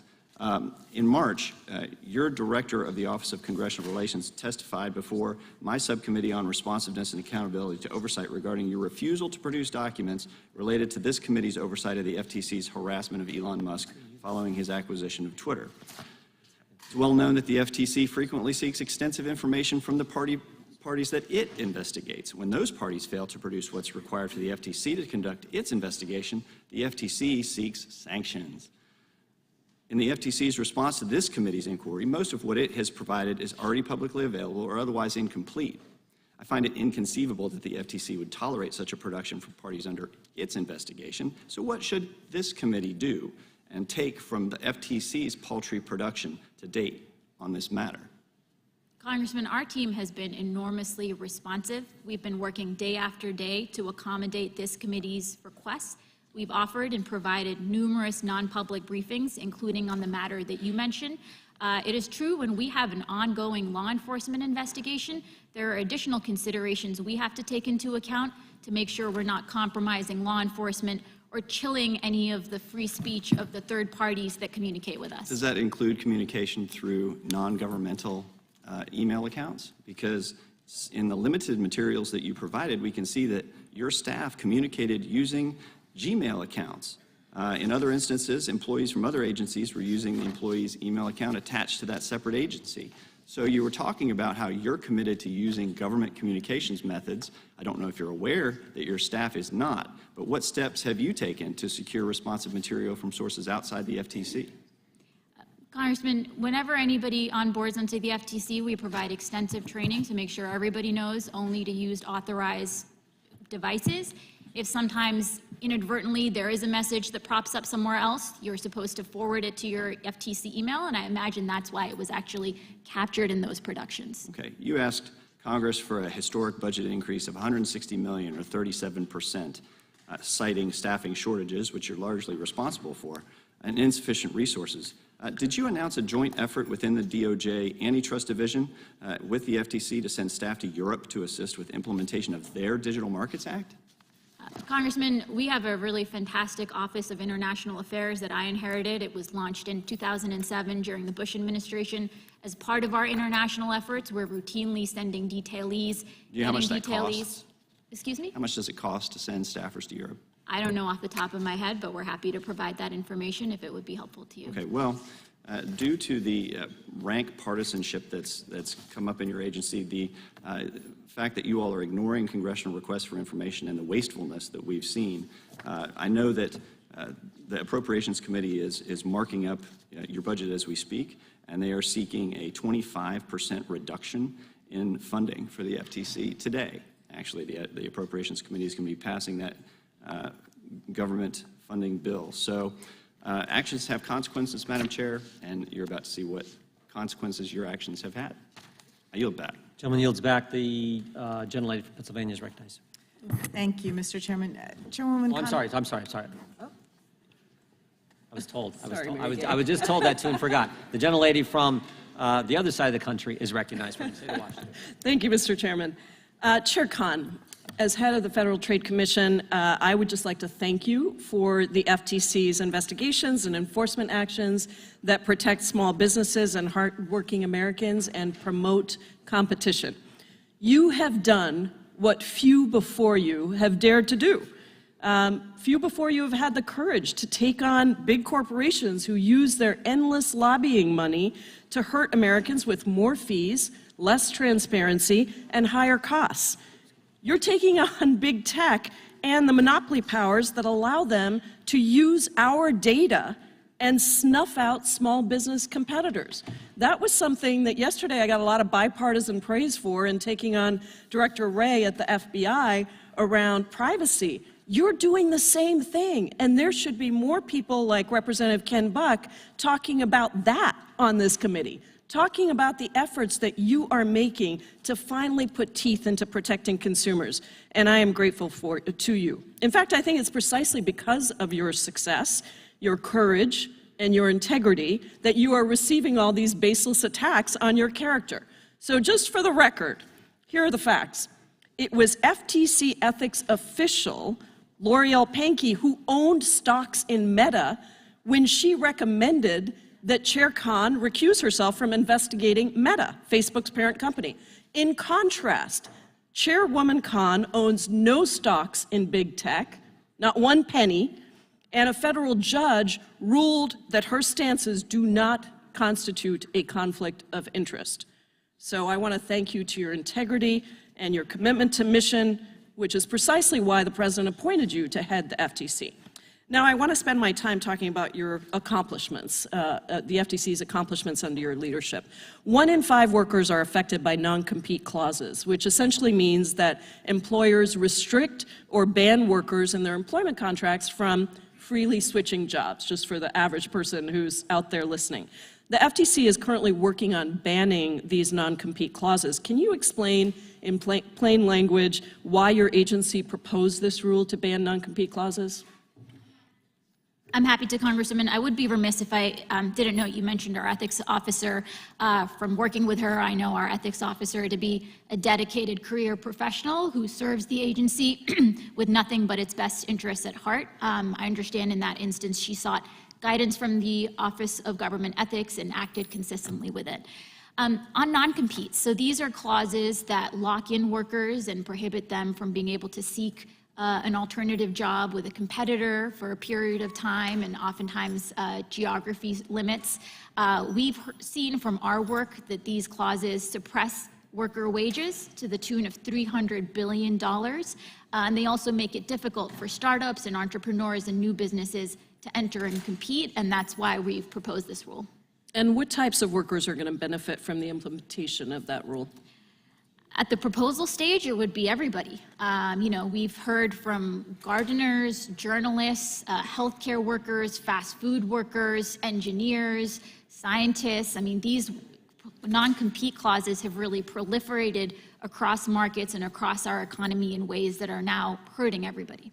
So let me turn to your work on junk fees. There are a few issues today that unite members of Congress more on the Hill, and I'm proud to say that junk fees attract the ire of both Democrats and Republicans because, as your agency notes, they are, quote, surprise charges that inflate costs while adding little to no value. So tell us how widespread these junk fees are and give us some examples of what you're talking about and how they harm consumers. Yeah, I mean, I'm sure everybody can relate to this in their day-to-day lives. These are mystery fees that show up, be it a resort fee charge on your hotel bill or an unwanted or unnecessary charge that shows up somewhere else. One of the areas where we've heard most about these junk fees is in the auto context. Buying a car is one of the most significant financial investments that people make, and unfortunately, we've heard that all too often consumers are saddled with charges for unnecessary or unwanted or redundant fees. We're moving forward there.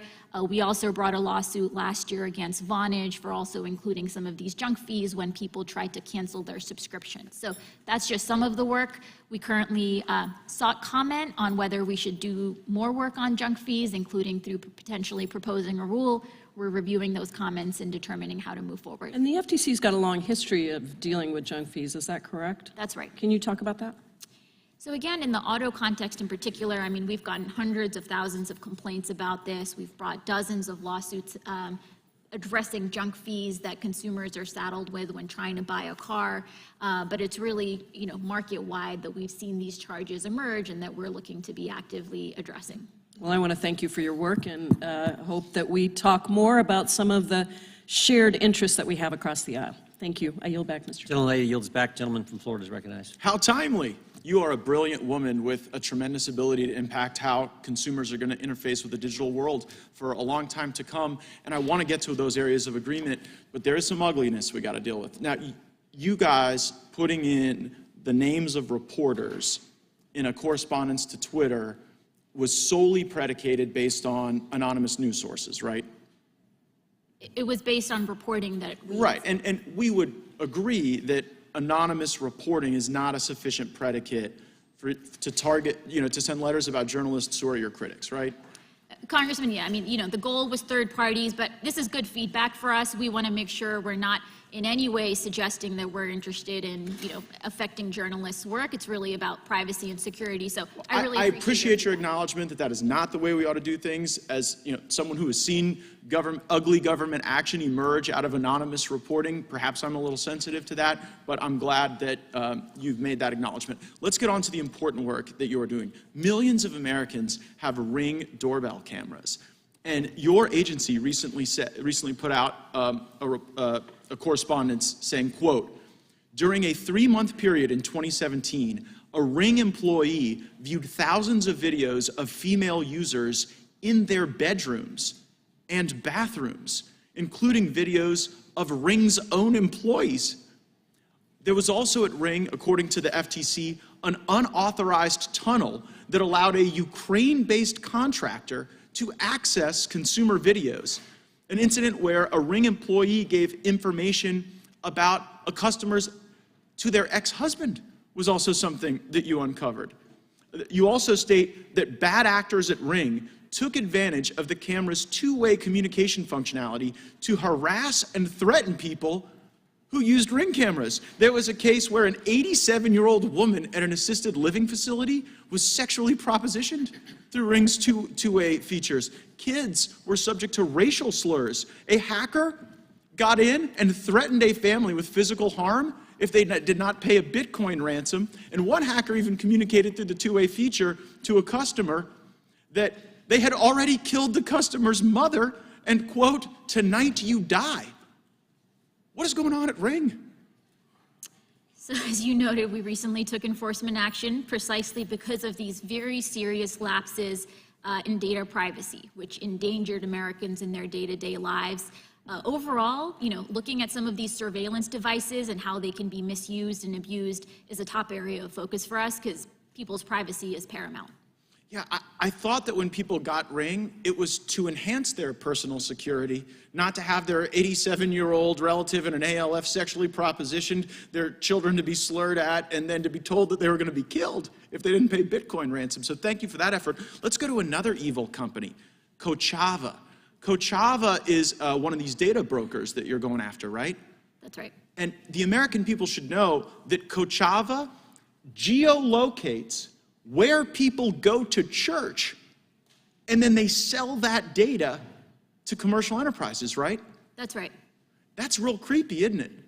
I believe most people would have that reaction, yes. I got onto the FBI director yesterday for their creepy FISA activity, and now we have Kochava literally selling to people, oh, well, this is a Baptist, this is a Methodist, this is someone who goes to temple. Are you going to get these people and stop them?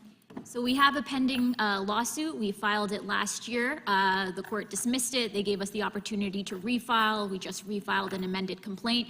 And we think it's urgent to act here because, the types of stigmatization and harms that can stem from being able to track and sell people's sensitive geolocation information is just critical for us to be addressing. We didn't like it when the FBI was wanting to infiltrate the Catholic churches, and I don't know that I want the data brokers to do the same. And by the way, we've even seen how the FBI is using the data brokers to do an end run around the Fourth Amendment. So I really want to encourage your work in this space, and I hope that your litigation against Kochava is something that creates precedent. And you know what?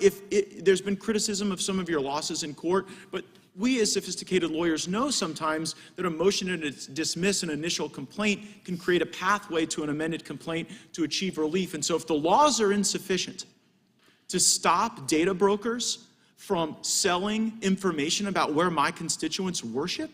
And if the laws are insufficient to stop Ring from these activities, I really hope you'll work with us to change those laws. And all of Mr. Buck's points are really central to this, because if Congress is bought off, if people are just coming here to beat you up over what email account you use or what trip you've been on to Europe, I think it misses these things that are far more central to the life that our constituents lead. Thank you for your work. I would just say worse than Coach Chavez selling, it's the FBI is probably buying it. That's the scariest part. So agree with both. I appreciate. Well, let's get a bill, Mr. Chairman, to deal with those data brokers. We're working with the gentlelady who just went right before you to do just that. That is something that I think this committee can hopefully agree on. And I neglected to mention this earlier, Madam Chair. We've been at this hour and a half. If you need a break at any time, just let us know. If not, we can keep going because we can get up and leave, but you can't. So you let us know if you need a break. With that, if you're willing to keep going, we'll go to the gentlelady from Pennsylvania for 5 minutes. Thank you. Chairwoman Khan, I want to start by thanking you and the FTC for your work to protect American businesses and workers and consumers on issues ranging from privacy concerns to deceptive business practices to unwanted telemarketing and robocalls. To fraud and financial exploitation that targets seniors, service members, veterans, and those in recovery from opioid disorder. Those are all really important issues, and we hear from our constituents regularly about all of that. You don't have an easy job. It's not made any easier when bogus claims are levied against you in congressional hearings. Every day, some of our colleagues seem to be trying to prove the legal maxim that if you don't have the law on your side, argue the facts, and if you don't have the facts either, just argue. So we appreciate your patience in responding to a lot of fact-free questions. I want to focus my questions on hospital consolidation and the growing problem of private equity firms buying up hospitals and healthcare groups. In the Philadelphia region in recent years, we've had 2 major hospitals purchased by private equity firms, after which those firms mismanaged the healthcare functions of the hospitals, stripping them of their assets, and then either closing the hospitals or putting them up for sale. This was Hahnemann Hospital in 2020, which was closed in the middle of the COVID pandemic after a private equity-backed real estate developer bought it. That left a gaping hole in our frontline healthcare system in one of the poorest cities in the country. And then currently, the Crozier Health System is teetering on the verge of bankruptcy while hemorrhaging talented staff and medical practices after a private equity owner stripped the system of assets, undermined its relationships with medical staff, and has reduced access to medical care, particularly maternity care, emergency services, and behavioral health care. The impact on our local healthcare system has been so extreme, we've seen local Republican politicians calling for government intervention in this private equity firm's hospital business to prevent it from closing or bankrupting the system and its constituent parts. We're also seeing this troubling national trend in which private equity firms have embarked on a buying spree to scoop up smaller healthcare groups. And there was a revealing report from the Petra Center at UC Berkeley and the Washington Center for Equitable Growth detailing the trend of private equity firms buying up multiple doctor groups in a city and then using that consolidation to raise prices. So we're really concerned about this trend that's reducing access to healthcare and then raising prices. So what is the FTC's response to the call for more regulatory scrutiny over these transactions, and how can it increase oversight and enforcement activities to ensure that we preserve market competitiveness in our healthcare system? This is such an important issue, Congresswoman, and we at the FTC, our team has done a fantastic job really addressing hospital consolidation, in particular in local markets. We've had a whole set of successes really spanning hospitals trying to merge in ways that would have hurt patients. Our staff was able to block that transaction and the parties walked away. I think you're absolutely right, though, that today we're seeing different types of strategies, including the incursion of private equity. I recently met with some emergency medicine physicians who had come from across the country who were sharing how the incursion of private equity is really harming quality of healthcare for people in very material ways. So that's something that's on our radar. We're trying to figure out how do we update our tools to be able to address this.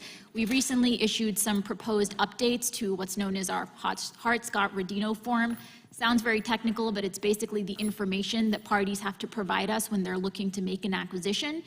Partly, those changes would give us more insight into some of the type of roll-up strategies that you're mentioning so that we know on day one whether a private equity firm has this history of roll-ups that should put us on high alert. So definitely something that we're looking at closely. Okay, I've got a couple more questions on that same topic that I'll save for the next round or submit to you, but I did want to yield 30 seconds to Representative Jayapal. Thank you so much, Representative Scanlon. I just wanted to say quickly, before I ask my question, that I was not trying to attack the ethics of your ethics officer. I was trying to point out the hypocrisy of those on the other side who raise that you have a conflict of interest and don't mention the other issues that might exist there. I just want to go to evil actors because there's one more I really want to talk about, and that is tax preparation companies. For years, Intuit, the maker of TurboTax, flooded consumers with ads promising free tax filing services, only to trick and trap them into paying, which is why taxpayers pay $250 on average each year just for the privilege of filing their taxes. So state attorney generals have won taxpayers money from Intuit, and the FTC has also taken action. Can you just speak about that? Yeah, absolutely. So last year, the FTC brought a lawsuit against Intuit for those very types of deceptive practices that are laid out in our complaint. That is still pending, but I couldn't agree more that, claims of something being free, but then ultimately it not being so really hurts people. Gentleman's time has expired. Gentleman from Louisiana is recognized for 5 minutes. Thank you, Mr. Chairman. Chair Khan, I'd like to begin with policies related to diversity, equity, and inclusion, DEI, that you've instituted at the FTC during your tenure. Last month, you implemented a so-called Equity Action Plan that calls on the FTC's Bureau of Competition to, quote, update its case selection based on this new criteria. But allowing the Bureau to wade into picking cases based on these amorphous terms like equity is an idea that we believe is fraught with problems. You've also hired staff who have published articles on the topic of, quote, anti-racist antitrust. Can you explain to the committee what that means? What does that term mean? Congressman, it's not a term that I've used. I can say generally, I know that there is a lot of worry that concentrated economic power hurts everybody, all communities, and that the FTC needs to be mindful to make sure that our work is focused on the harms that is affecting everybody. Everybody, right? So anti-racism should not play a factor in competition and consumer protection policies at the FTC, right? Congressman, we bring our lawsuits based on the law at hand. We look closely at where we might be. But this is not one of the factors. Anti-racism is not going to be used under your watch, right? There are instances in which Congress has asked the FTC to look at whether particular communities are being defrauded.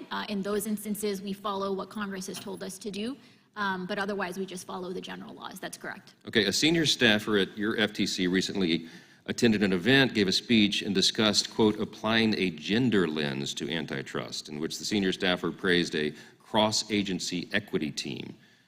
Are you applying a gender lens in the context of antitrust analysis now? To be honest, I'm not really sure what that means. We aren't either. I hope you're not using it. Okay, is there a cross-agency equity team? Was she accurate about that? We have a lot of cross-agency teams. There are teams that are focused on how you make the FTC a better place to work, including by making sure that certain types but equity is not in your bailiwick now. You don't have a team dedicated to that, correct? We have a cross-agency team that's thinking about how to make sure that the FTC is okay, she just overspoke. Okay, I got it for time. Don't you think reorienting the FTC from protecting consumers to protecting favored groups, that idea would run counter to what the FTC's mission is, right? I mean, you said it's to apply to everyone, right? That's you shouldn't be injecting these, I guess it's progressive policy initiatives that we're concerned about. The FTC has a really important mission, and we don't want you to get off course. Last year, on a party line vote, FTC also expanded its authority under Section 5 of the FTC Act well beyond what any previous FTC has done over the last 40 years. In November 2022 policy statement, that power was expanded to unfair methods of competition that is described as, quote, conduct that goes beyond competition on the merits, and that, quote, here's the key, even when conduct is not facially unfair, it may violate Section 5. Following that decision, former Commissioner Christine Wilson stated, this is what she said, quote, the Commission has now created the authority to summarily condemn essentially any business it finds distasteful. That is an extraordinary power. And it's very concerning because unfair is an amorphous and very subjective term by nature. Are you using Section 5 authority to determine what is unfair, even if it's not facially unfair, whatever that means? Congressman, we look very closely at the text of the statutes that Congress wrote. The text of the FTC Act instructs us to prohibit unfair methods of competition. We have to take those words seriously.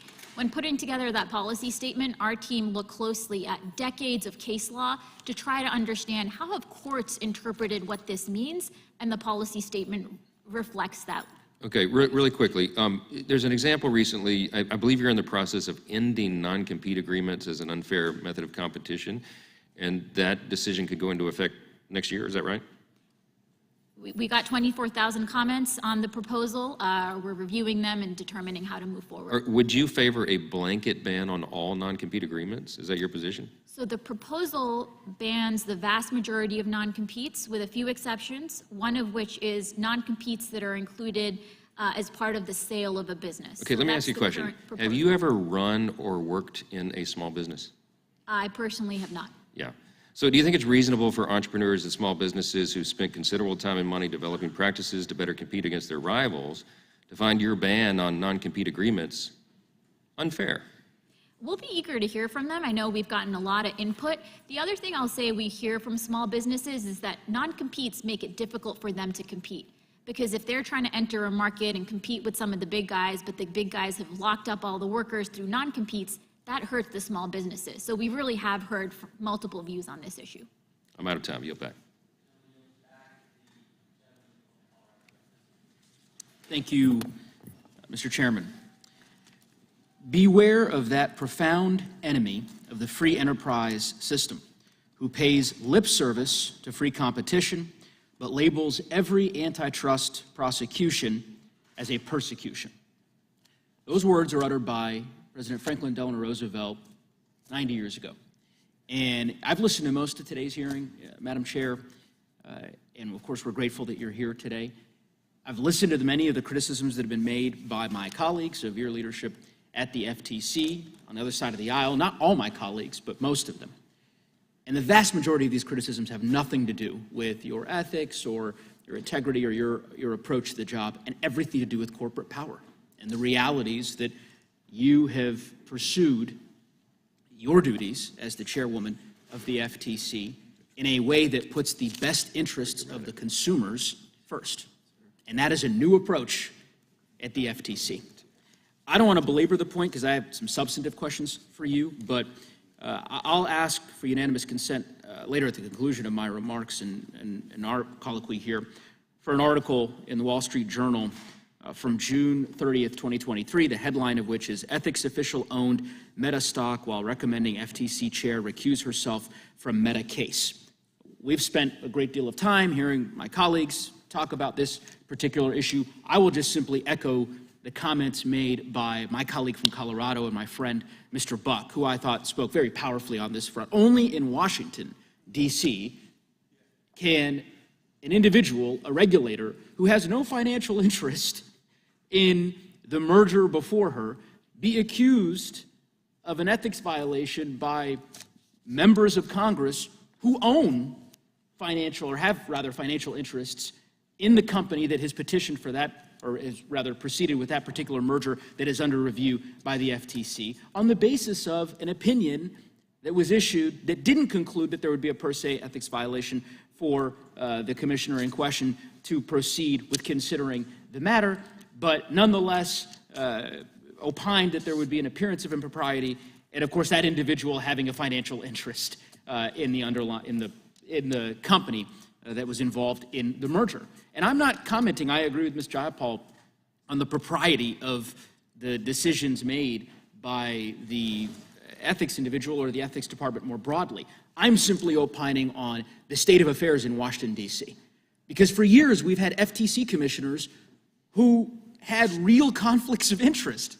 You didn't have any financial interest in Meta, right? That's correct. You've never worked for Meta? That's correct. The basis, as I understand it, for the objections by many of my colleagues and others is that you have a certain view when it comes to putting consumers first and ensuring that monopolistic power does not reign supreme in our country. And I just think it's unfortunate that some of my colleagues have taken that approach. I will say for my part, I'm grateful for the work that you have done at the department. I also am grateful for the work that your partners, and of course, other antitrust enforcement regulators, the Assistant Attorney General Cantor has done over the course of the last several years. We, as you know, passed a bill on a bipartisan basis last year. It was my bill, the Merger Filing Fee Modernization Act, which I believe is going to strengthen your efforts and your ability and the efforts of your hard-working workforce within the FTC by changing the fee schedule for mergers, actually decreasing the fees for smaller mergers, but increasing the fees proportionally for billion-dollar transactions and giving you the resources that you need to fight for consumers on behalf of the American public. I wonder if you might talk a bit about that particular bill, its implementation, and the impact it will have on agency resources. Thanks for the question, and thanks for your effort leading that bill. It was a much overdue effort to update the filing fees, and as you noted, make it clear that for larger transactions there is a higher fee, for smaller transactions a lower fee. We in part rely on those fees to be able to fund our enforcement, and so that's absolutely going to be making a difference. Well, as I said, I'm grateful for the approach that you all are taking. I was proud to work on that bill with Representative Buck, who has been a champion on these issues, among other colleagues of mine on both sides of the aisle, and I think we look forward to continuing our work with you, Madam Chair, for years to come on this front. With that, I will yield back. Gentleman yields back. Gentleman from Kentucky is recognized. I thank the chairman.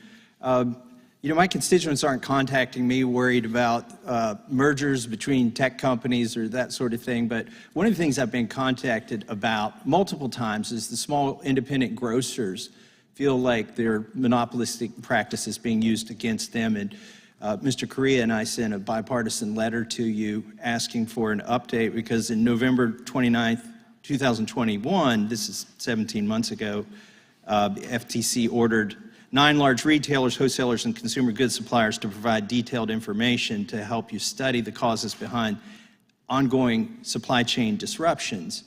And I appreciate you being willing to give us a briefing, but can you brief us today? Like, what have you found? And are you going to be able to help these folks who are complaining about they can't get products or there's discriminatory pricing, not based on quantity, but based on other things or different package sizes?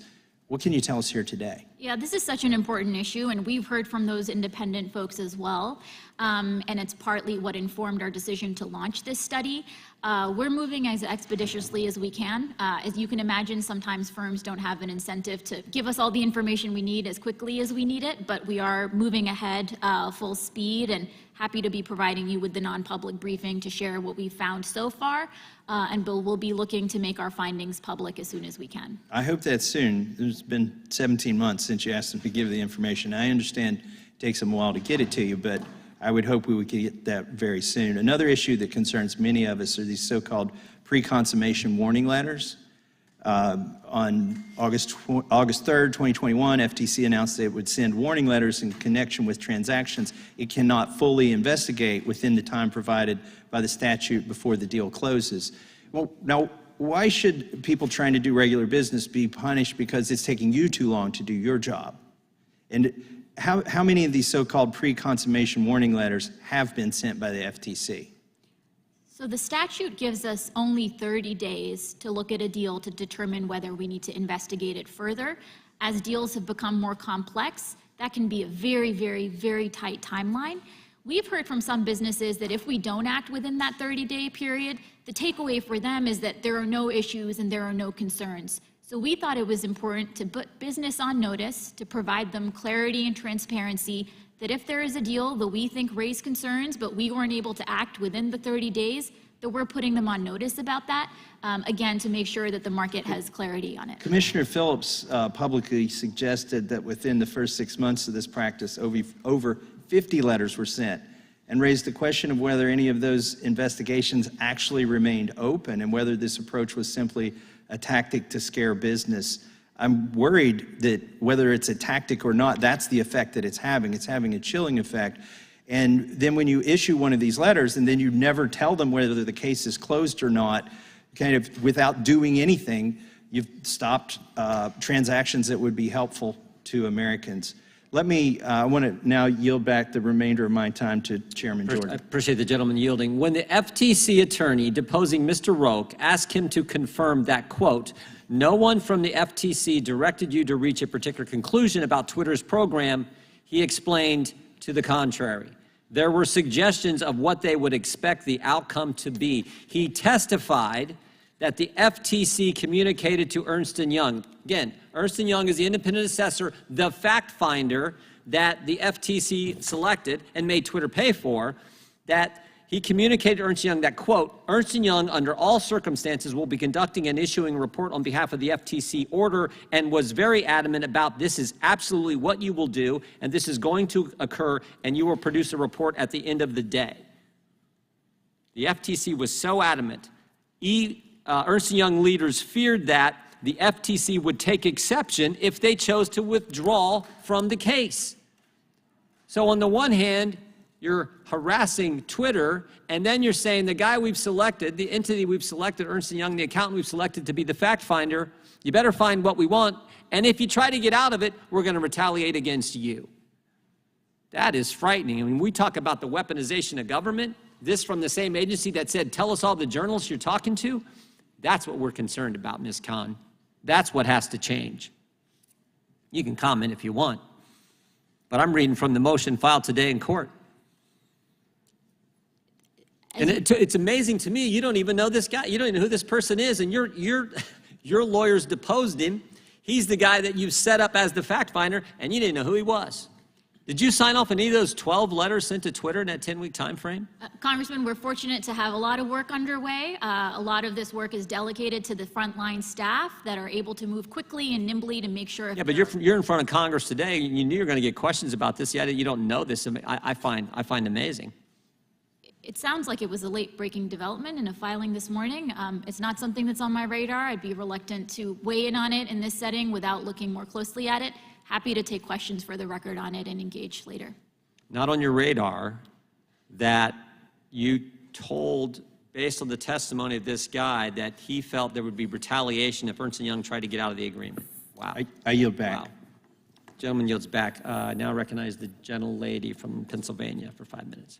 Thank you. And before my 5 minutes, I ask unanimous consent to enter into the record what Mr. Neguse had hoped to enter. Ethics official owned Meta stock while recommending FTC chair recuse herself from Meta case. Thank you. Thank you, Mr. Chairman. Thank you, Chair Khan, for being here, for speaking with us today about the important work that FTC does to safeguard consumers and crack down on companies that would exploit them.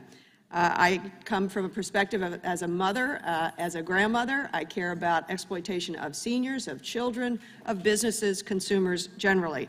In your written testimony, you explained that FTC works to protect privacy and data security, fight fraud, including fraud related to opioid recovery, and ensure that domestic manufacturers and small businesses have a chance to compete fairly. Somehow Republicans are using this time in other ways. I apologize, I'm late to the hearing today, but I'm pretty sure I'm glad I missed some of what happened. I was in another hearing with Secretary Kerry on the climate crisis, so forgive me for coming late. I wanted to ask you about the issue around opioid addiction and abuse and what FTC is doing. I know that FTC recently returned $60 million to people suffering from opioid addiction. I know you know as well as I that the crisis, the health crisis, public health crisis in this country around the flood of opioids and opioid addiction is grave. 110,000 people died last year of overdose. That's 300 people a day. Can you tell us about your work, FTC's work, to try to protect consumers? Maybe this case, the $60 million case with Rectic, I don't know how to say that. Can you tell us about your work in that area? Yeah, happy to. And we were, this is a newer authority that Congress gave us, and I've been pleased that we've been able to quickly put it into action. We brought a set of lawsuits using this authority to make sure that if companies are deceiving potential patients of opioid recovery facilities that we are acting quickly to prevent that deception. We brought a case against a firm called R360 because we found that they were engaging in some of these deceptive practices in ways that were harming opioid recovery patients. We've recently brought another action that also noted that deception around tobacco addiction recovery is also illegal under the statutory authority. So we're working hard to make sure if people are being deceived in ways that are illegal under this authority, we're acting and we're getting the money back. Well, I thank you for that work. I hope you will continue in a robust way. And for full disclosure, I have a son in long-term recovery, 10 years in recovery from opioid addiction. We've lost too many others to this problem, and the deceptive practices are so egregious that it's very upsetting. I wanted to move to, if I have some time, I do, good. Pharmacy benefit managers. They operate behind the scenes. Consumers don't really know what they're all about. They're a middleman in the drug market and determine patients' access to medications as well as the prices consumers pay. In this role, PBMs have the power to raise prices and are part of the reason that consumers pay 20% more than they should for generic drugs. Can you speak to what FTC is doing around the issue of PBMs and disclosure to consumers and cracking down on the price hikes? You're absolutely right that these firms are oftentimes behind the scenes, so people are not directly interacting with them, but oftentimes their decisions are determining what medicines make it onto what's known as the formulary. And unfortunately, we've heard reports that suggest that, rebates between, the drug manufacturers and the PBMs may be keeping lower cost generics off the formularies. So what that means in practice is there's a lower cost generic out there, but when a patient is going to the pharmacy, they're not actually able to get it. They're having to pay more for the branded drug. And so, we've said in our policy statement, we are very concerned about that and are looking at it. And yes, and how can we interrupt that? Can FTC have some rulemaking, some effectiveness in interrupting that blockage of information to the consumer? So we're looking closely at whether, there may be violations of the FTC Act. The Robinson-Patman Act also prohibits certain types of kickbacks, I believe under 2C of the Robinson-Patman Act. So we're really laying out all of our authorities and making sure we're using them to address these issues because, oftentimes we hear from insulin patients about how they haven't been able to afford life-saving medicine potentially because some of these tactics. So we recognize the urgency of this work. Again, on behalf of consumers and seniors and kids out there, thank you for your work and the work of your entire team. I yield back. Gentleman from Arizona is recognized. Thanks, Mr. Chairman. Thank you for being here today.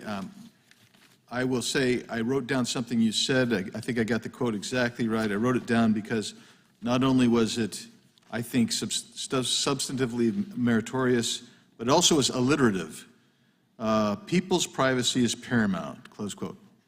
If only the FBI leadership believed and acted that same way, I would be happy.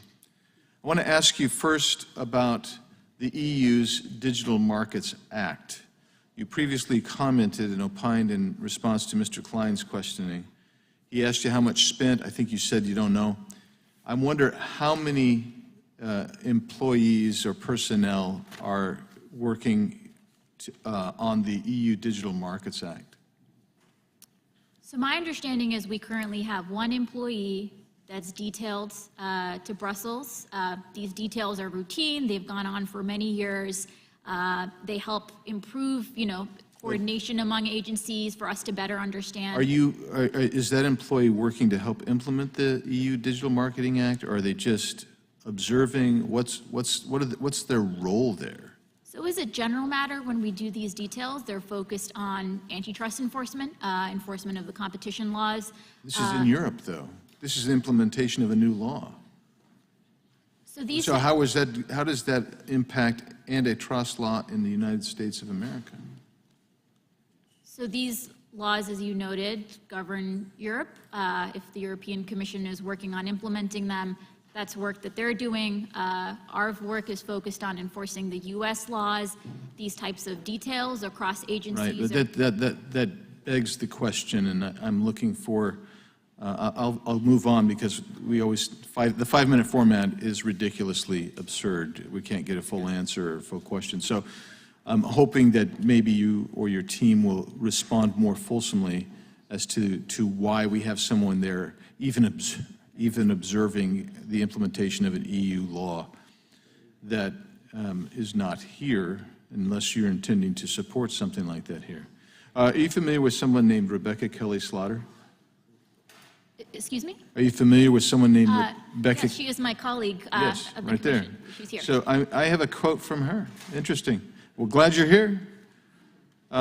She's called for an equity, inclusion, and anti-racist agenda in the antitrust enforcement. Yet, antitrust enforcement typically is focused on the consumer welfare standard, right? So do you agree with Ms. Slaughter, Commissioner Slaughter's call for equity, inclusion, and anti-racist approach to antitrust enforcement? So let me say, first of all, it's just such a huge privilege to serve on the commission alongside Commissioner Slaughter. She has thought so hard about how do we make sure we're using all of our That's tools. beautiful. We only have 5 minutes. Send me a letter telling me how glad you are, please, but please respond to my question. So she's thought an enormous amount of these issues, and I won't claim to speak for her. The way I'm not asking you to speak for her. I'm asking whether you agree that that is the appropriate approach and when it's a de facto departure from the consumer welfare standard. So we enforce the laws that Congress charged us with. That includes prohibitions on unfair methods of competition. So not to interrupt, but to interrupt, you're not answering my question. My question is real specific. Do you support and agree with this new approach, which was what it would be, because it'd be a departure from the consumer welfare standard? Do you agree with Ms. Slaughter's call for equity, inclusion, and anti-racist as a basis to examine antitrust violations? So again, we examine antitrust violations under the laws that Congress wrote. Can you name a single law dealing with antitrust that obviates the consumer welfare standard and replaces it with an equity, inclusion, and anti-racist standard? Any statute? The statutes Federal statute. The statutes are worded broadly. We look closely at the text of them as well as any case law. Can you give me one that would facilitate obviating the consumer welfare standard and replacing it with the equity, inclusion, and anti-racist standard? So Congressman, look, you're right, there aren't, cases on these specific questions. I will say when Congress was passing the anti-monopoly laws, they were doing so because they were worried that concentrations of economic power hurt everybody. That's right. That's right. But that's from that point of view is how the consumer welfare standard developed and evolved. And now this, if you were to take the equity, inclusion, anti-racist agenda and use that as your new standard, you would have moved away from statutory and case law and tried to impose a new standard. That's the point I'm trying to make, and that's the point you're not responding to. I would ask that maybe you or Ms. Slaughter even, I don't, whatever, would respond in the future so we have a chance to get to the bottom of that. And I appreciate you being here. Thank you. I yield back. The gentleman yields back. The gentleman from Maryland is recognized. Thank you, Mr. Chairman. I do want to start by commending Congressman Buck and Gates for their comments earlier today. I was pleasantly surprised to hear the affirmative comments they made with respect to the FTC, but also legislation they're working on with Ms. Jayapal that I think is important and critical legislation that could be very useful. I kind of note that we haven't had hearings on legislation like that. We've had a lot of hearings for the weaponization issues and a lot of hearings trying to attack the Biden administration in various ways.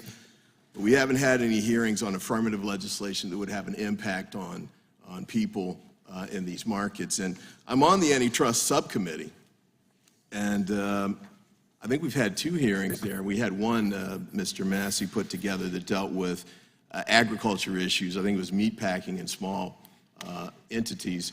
But it wasn't as explicitly an antitrust hearing. It just so happened that the witnesses at the table noted that the big 4 companies that are dominating that industry are the ones that are crushing small farmers and running them out of business and increasing prices. But and I requested at the hearing some sort of approach that would try and address that concern. But nothing's come back yet. And I would note this too. We've got matters pending, in the United States here before your commission or, Department of Justice. Some have been mentioned today already, the PBMs, Ticketmaster, JetBlue, Kroger-Albertson merger, the Microsoft matter that was handled yesterday.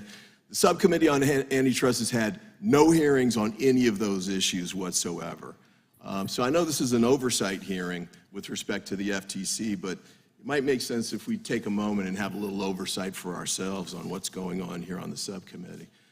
A few minutes ago, it was raised that about a subpoena that the FTC had issued, and I guess the comment was that it was overbroad. But I did want to raise this as well. The Judiciary Committee on May 25th, 2023, sent a document demand to the Department of Justice that demanded, and I'm quoting, all documents and communications between or among the Department of Justice and the Internal Revenue Service referring or relating to any investigations involving both the Department of Justice and Internal Revenue Service from May 1, 2023 to the present. Now, we'll set aside for a moment, that would include grand jury materials potentially, which of course they can't turn over based on a letter like this, even from Congress. But if we're going to throw rocks, let's make sure we're not in the glass house, because that is beyond overbroad. And I think it's these, and this isn't, I just picked one out of many, but there's a lot of requests that this committee has sent out to the administration and in some instances to private companies, depending on whether they're on the good side of the Republicans or not. And I think we should be very careful in making sure we're using the power of the committee and the House of Representatives in an appropriate way, just like they're asking the FTC to do.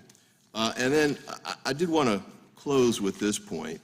That's with respect to the recusal issue. That's been discussed quite a bit.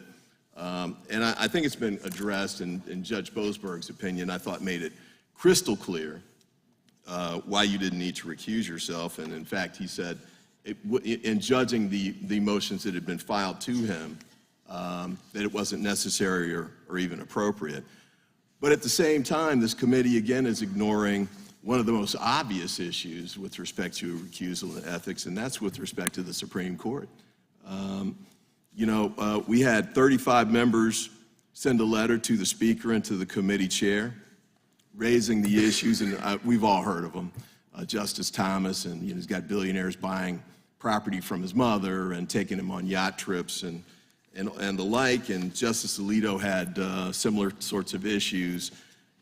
We sent a letter to both the Speaker and the committee chair asking to have hearings, that we should take a look at a code of conduct for the Supreme Court justices, that we should consider whether there should be rules in place with respect to recusal for members of Congress. To the best of my knowledge, there's been no response to this letter.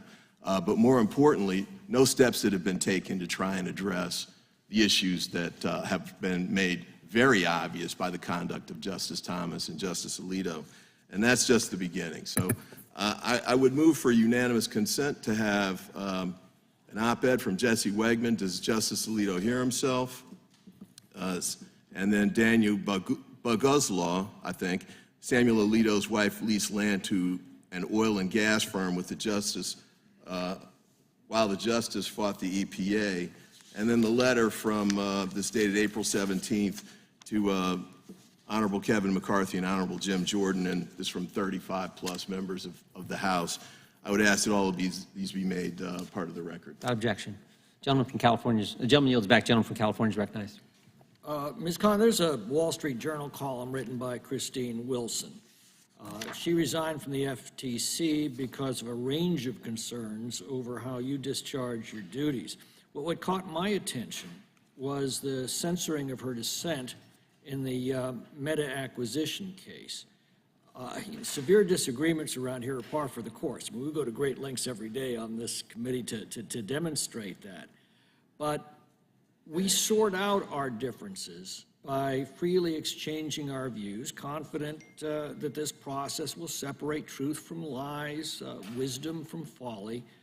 A free society depends on people knowing the difference for themselves. Censoring speech is utterly destructive of this process. Can you explain why Commissioner Wilson's dissent criticizing your conduct was censored? So, Congressman, I couldn't agree more that that type of debate and discussion is critical. Congress designed the FTC as a multi-member commission, and we really enjoy internally those discussions and debates. Well, obviously not, because her comments were in her dissent were censored. So why was that? How do you explain that? So the way the commission procedures work is that I was walled off from those decisions. As the majority of the commission explained, they were identifying non-public information relating to staff analysis and material protected by deliberative process that we have longstanding FTC policy adopted during the Reagan administration that says we don't disclose that type of analysis because we don't want to chill. Well, this was specifically criticisms of you. Did you have any discussions with your colleagues over this? No, again, I was totally walled off from the proceeding. So what do you see as the role of government in determining what is misinformation or, for that matter, hate speech?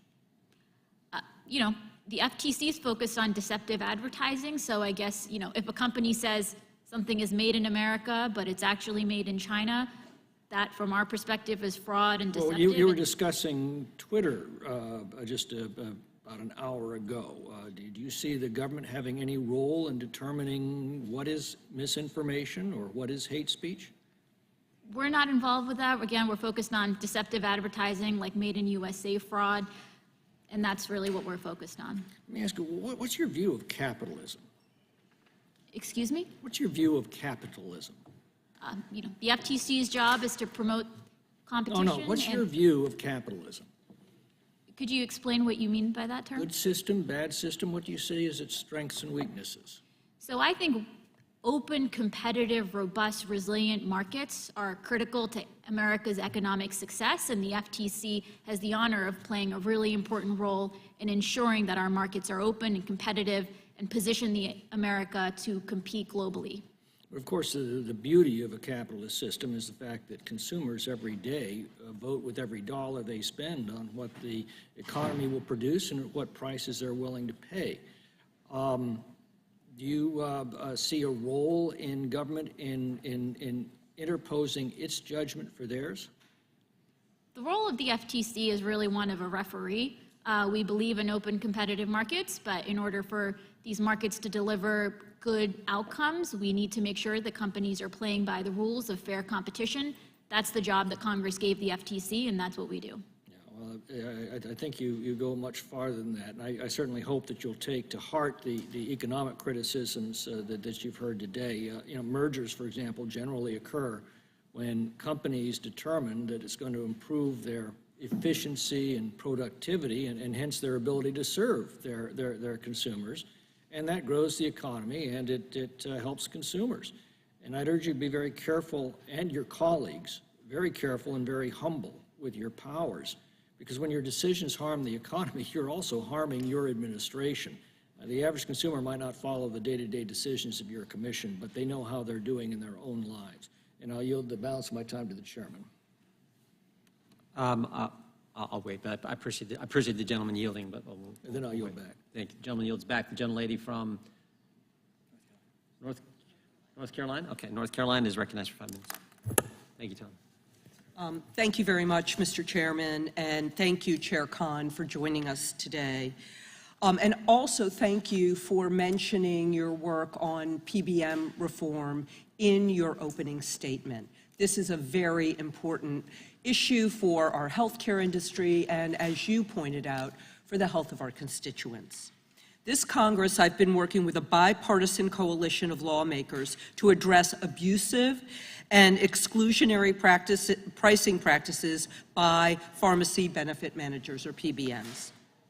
Access to affordable prescription drugs is a critical issue for all Americans, and I'm hopeful that the FTC will take substantive steps to address the ways in which PBMs take advantage of patients and providers in their pricing strategies.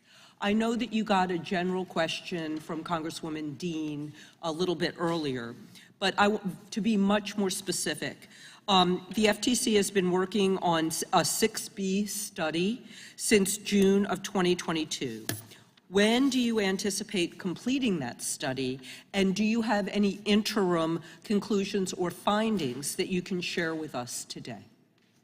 Thanks, Congresswoman. As I noted, we recognize very deeply the urgency of this work because it potentially means that patients are not getting access to affordable medicines, and that, as we all know, can have life or death consequences. So we're moving with great haste.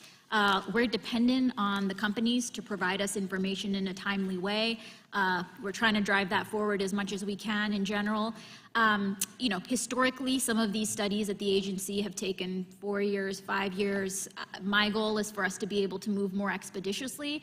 I should also note that if, as a matter of course, during this inquiry, we instead identified practices that we would determine are unlawful, nothing would stop us from being able to focus on some of those law violations and proceed on the enforcement track instead. Great. And then also the FTC recently expanded the scope of its PBM investigation to include group purchasing organizations, or GPOs, that have opened in recent years. How does the FTC believe that PBMs might be using these GPOs, and what kind of harm could they have in the market for affordable drugs? So GPOs are another one of these kind of entities that are not visible to consumers but play a really central middleman role in the market. We've sent out these additional requests because we want to make sure that we're getting a full 360 view of what's happening with these practices. I should also note, we've all read stories about major shortages of critical drugs. We've also received letters and input suggesting that the role of the GPOs may also be contributing to some of those shortages of essential medicines. So that's something that's on our radar as well. Great. And that given that the three large PBMs are currently, currently control 80% of the market, I'm interested in how consolidation within the PBM industry affects patient access and costs. In addition to this PBM consolidation, the largest drug plan sponsors also own their own PBMs. So we're seeing a great deal of vertical integration as well. We know that PBMs set out to pocket costs based on full, undiscounted list price of drugs, so patients don't see a lot of the PBM discounts at the pharmacy counter. And we know that some health plan-owned PBMs require patients to fill prescriptions only at certain pharmacies or providers, which reduces access. How are you seeing this consolidation and vertical integration impacting patients? Yeah, it's such a great point, and this is one of the issues on which we're routinely hearing from people. We opened a docket to kind of collect input around what people are seeing about PBM practices. We received thousands of public comments, many of them from patients who were concerned that some of these decisions about which medicines the PBMs are putting on the formulary or are not putting on is not being driven by what's best for the patient, but is instead potentially being driven by which is going to give the PBM the highest rebate. So I think that could be an instance where there's a conflict of interest between what's in the PBM's own interest and what's best for patients. So that's something that we've heard a lot about. And final quick question. Do you see a role for Congress in this area as well, not just what your agency does? Absolutely. I mean, this is such an urgent problem relating to unaffordable drug prices for Americans that I think it's an all-hands-on-deck moment. Thank you, Mr. Chairman. I yield back. Gentlelady yields back. The gentleman from Texas is recognized. I thank the chairman, Ms. Khan. Thanks for coming here to testify before the committee. Would you commit to me to provide all updates necessary with respect to the Live Golf PGA Tour merger and your all's looking into whatever is occurring with that? So, Congressman, I believe it's our partners at the Justice Department that are looking at that. The FTC is also having some look into what's going on there, to what at least the news accounts I see. But I just appreciate any updates from your office about that and the concerns about it. And I'm going to yield the balance of my time to the chairman. Thank the gentleman for yielding. Ms. Khan, earlier, and I believe the gentleman from Arizona brought this up, you said people's privacy is paramount. I couldn't agree more. And as we talked earlier, I do think there's bipartisan support to deal with that, this sweeping up of data that happens, and scarier yet is FBI purchasing that data. So that is of paramount importance. But I would say the First Amendment's of paramount importance too. Would you agree? Absolutely. And then the gentleman from California, Mr. McClintock, asked you, what's disinformation? And you said you don't really have an opinion on that. Is that a fair assessment of your answer? As part of our job at the FTC, we're focused on deception and fraud and that sort of thing. Well, you wrote a couple years ago in a Law Review article, digital businesses such as Twitter disserve their users by facilitating the spread of disinformation. What were you talking about there then? What's disinformation? I'm happy to take a closer look at the material you're mentioning, but as part of our work at the FTC, we've seen how fraud and scams can sometimes proliferate on these social media websites.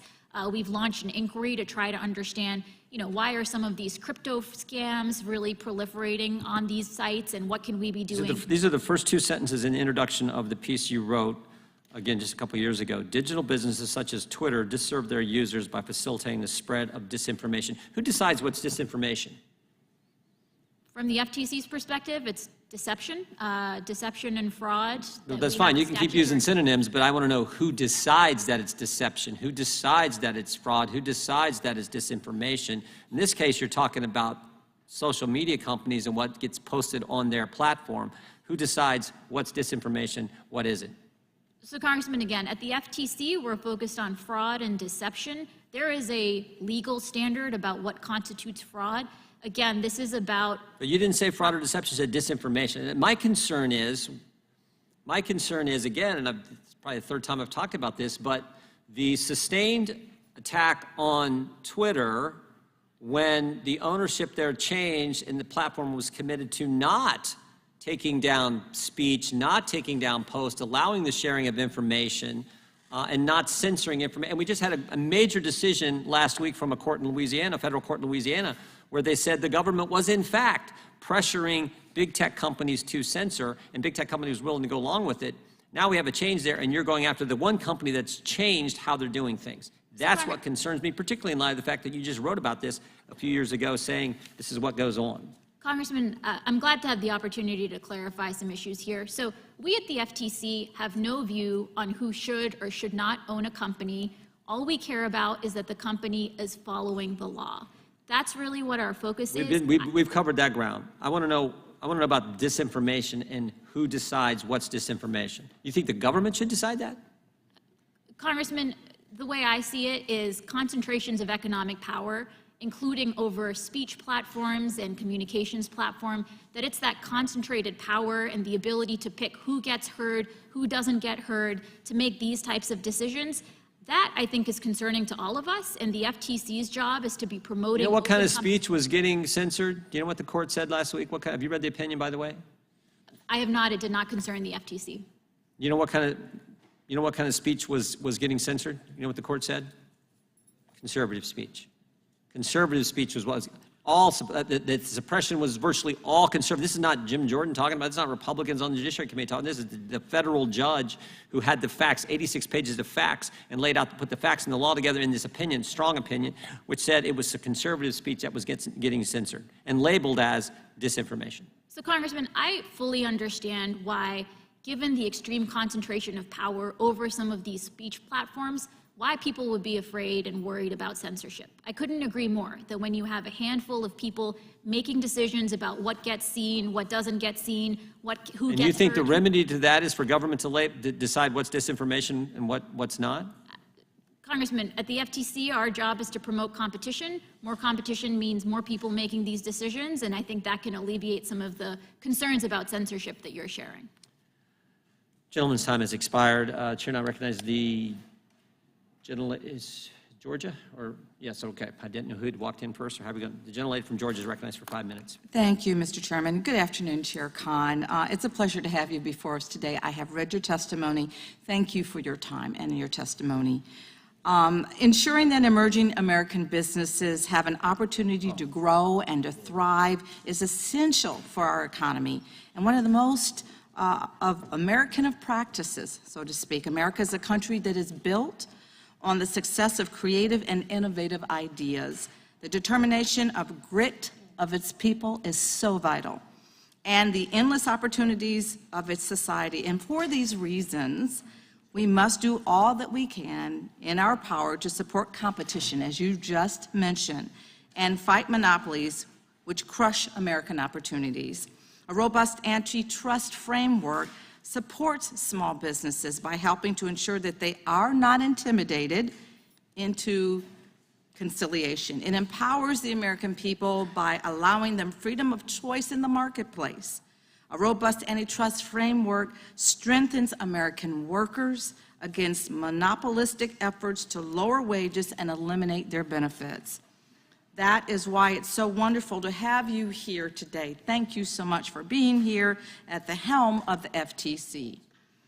You have actually been a champion of enforcing America's antitrust and competition laws for years, and America's economy is much stronger for it. And in fact, the U.S. has the highest post-pandemic growth of any nation in the G7 and the lowest inflation, with a historic low unemployment rate of 3.7%, and that must be noted here today. As I spoke on earlier, enforcement of antitrust laws helps to promote fair competition across the United States economy while protecting consumers and workers from deceptive and unfair practices. Balancing competition and effective antitrust enforcement are critical to protecting our consumers, our workers, innovation, and economic equity in this country. Over the past 20 years, the U.S. has seen consolidation across all markets, whether it be in a nursing home industry, tech industry, or agriculture industry. Can you please comment on how this is applied in the context of large mergers that affect smaller competitors in the marketplace? So, Congresswoman, when we see mergers between two large firms, especially if they're competing in the same market, that can make it more difficult for newer entrants to come into the market.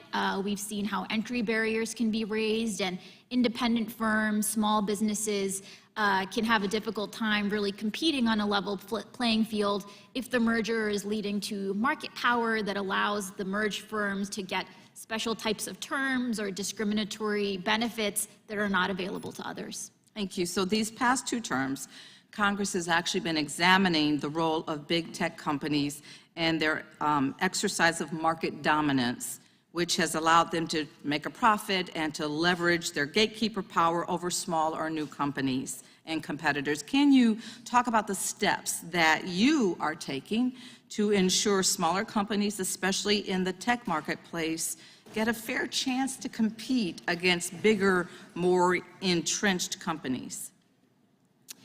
So the FTC has been looking closely at digital markets since before I joined the commission. One of the first actions that we took when I joined was refiling the FTC's amended complaint against Facebook, where the FTC is alleging that Facebook's acquisitions of Instagram and WhatsApp were anti-competitive and really helped Facebook maintain its dominance in ways that locked out rivals and really hurt consumers at the end of the day. We're continuing to look closely at mergers and acquisitions to make sure that if we worry that these acquisitions are similarly going to create dominance and allow firms to maintain their monopoly, that we're acting swiftly there. So under your tenure, FTC has endeavored to restore meaningful antitrust law enforcement over the last 2 years. And in this process, the FTC has made some powerful enemies. Have you not? Yes, you have. I can answer that for you. A lot of folks, yes. So isn't the lesson learned here that antitrust agencies should trust vigorous competition and antitrust enforcement to deliver innovation and better services rather than enabling entrenched gatekeepers to continue growing through acquisition in markets? Absolutely. I think America's history shows that when we promote fair and open competition, that's what best produces innovation and allows us to succeed. Thank you, and I'm out of time. Thank you. I recognize the gentleman from Wisconsin for 5 minutes. Yeah, thank you very much. I'm not going to take 5 minutes. I'm just going to take a real brief time here. We heard some of the same pablum yesterday. I don't have a question for the witness, but we heard some of the same stuff from the FBI yesterday, that, boy, we respect the Constitution and all the rest. And, but nonetheless, they are ending up censoring the American people. And it was so interesting to hear yesterday when the director of the FBI was here, and he said, well, these companies work within the free market. We can't change how they go about operating. But when you have a federal agency, whether it's the FBI or the FTC, that comes calling at your front door, and they say, gosh, maybe you should be doing things a little bit differently, they pay attention. And I would use the example of the man who originated Facebook. He said on a podcast in the last year that in regards to the FBI, when they come calling, you're going to pay attention. And censorship happens from there. And I hope that you are cognizant of that as you go about doing your business. Second thing that I would say is that we talked about, entrenched gatekeepers and stuff like that. The barriers to entry that have been built here in Washington, D.C. over the last few decades are significant. And I would go back to two major bills that are over a decade old now. One being Obamacare, the other one being Dodd-Frank. We see probably the least entrepreneurship that has happened in the healthcare and finance banking industries that we've seen in decades, because the barriers to entry are so high. And I sure hope that you will respect that you, while building these regulations out here, while passing laws as happened over a decade ago in regards to Obamacare and Dodd-Frank, it has harmed the rest of America. It's harmed entrepreneurs. It's harmed Main Street America when they no longer have a bank, with their bank being consolidated into something that's bigger. So you may say that, boy, we're going to go after these big companies. Well, hell, we created them here. And I hope you won't participate in creating additional barriers to entry so that entrepreneurs cannot participate in the free market society that was built in the United States of America over the last nearly 250 years. I'll yield back. Thank you. A couple questions I had. I just wanted, using a little bit of this time there. The gentleman from Georgia mentioned that he thought you were being treated unfairly, if you remember at the beginning, I guess about an hour and a half ago, and differently because of your ethnicity and because of your color. Do you believe that's true? Congressman, I'm focused on really I know you are, answering but just... diligently the questions you all are asking. I know, but I'm just curious. Do you believe that's true? Because if you watch the hearing, I was offended by it, to be honest with you. If you watch the hearing yesterday, we gave a gentleman a pretty thorough raking over, asking some difficult questions. And I hope that you know it has nothing to do with ethnicity or color. And I hope you don't feel that way. And I was wondering if you do. It's a yes or no. Point of order. Yes. Mr. Chair, just wondering whose time we're using right He now. yielded back his time to me. Okay, And he had thank time left over. Oh, thank you. Mr. Tiffany. Yes, go ahead. Just give me a yes or no. Do you think you're being treated fairly? It sounds like there's a robust debate among the committee about these issues, and I defer to you all. One of the things I'd love to change is that when we ask people to say yes or no, they would. It's so hard when people come before us. And I just wanted to say one other thing, too, and then we will move on. Robocalls. I know you heard about them today. It's a really big deal. You want to talk about a way that you're affecting people's lives. They are sophisticated, they're scary, people are getting in trouble because of them, and everything from Social Security to buying timeshares. It is a really big problem. I would love to, and I'm going to speak to Mr. Correa, I would love to work with him across the aisle, love to work with whomever to do something about that issue. I have other questions for you later, but at this point I'll recognize the gentlelady from Missouri. Thank you. St. Louis and I are here today in strong support of the rights of workers, of consumers, small businesses, and the broader public to be free from corporate greed that monopolizes our access to information and treats employees and communities as expendable. Thank you for being here, Chair Khan. I appreciate your service as a staffer on this committee, your groundbreaking scholarship on antitrust law and anti-monopoly issues, and your record of accomplishments as FTC chair.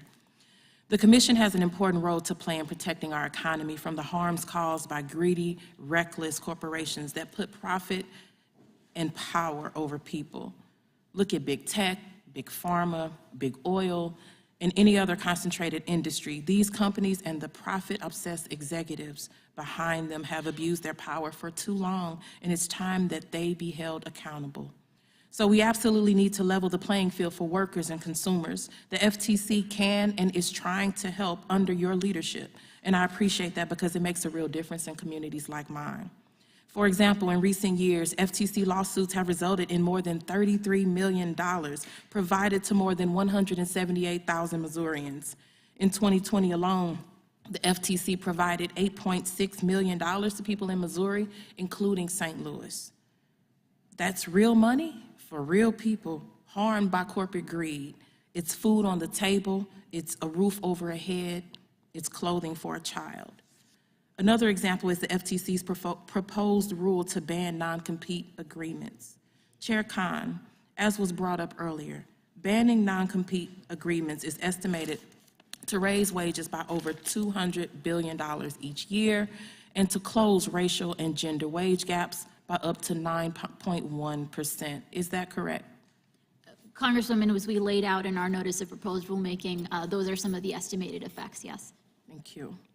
It's a lot of money in the pockets of workers and Black and brown people and women in particular. Can you explain specifically how banning non-compete agreements means workers will get paid more?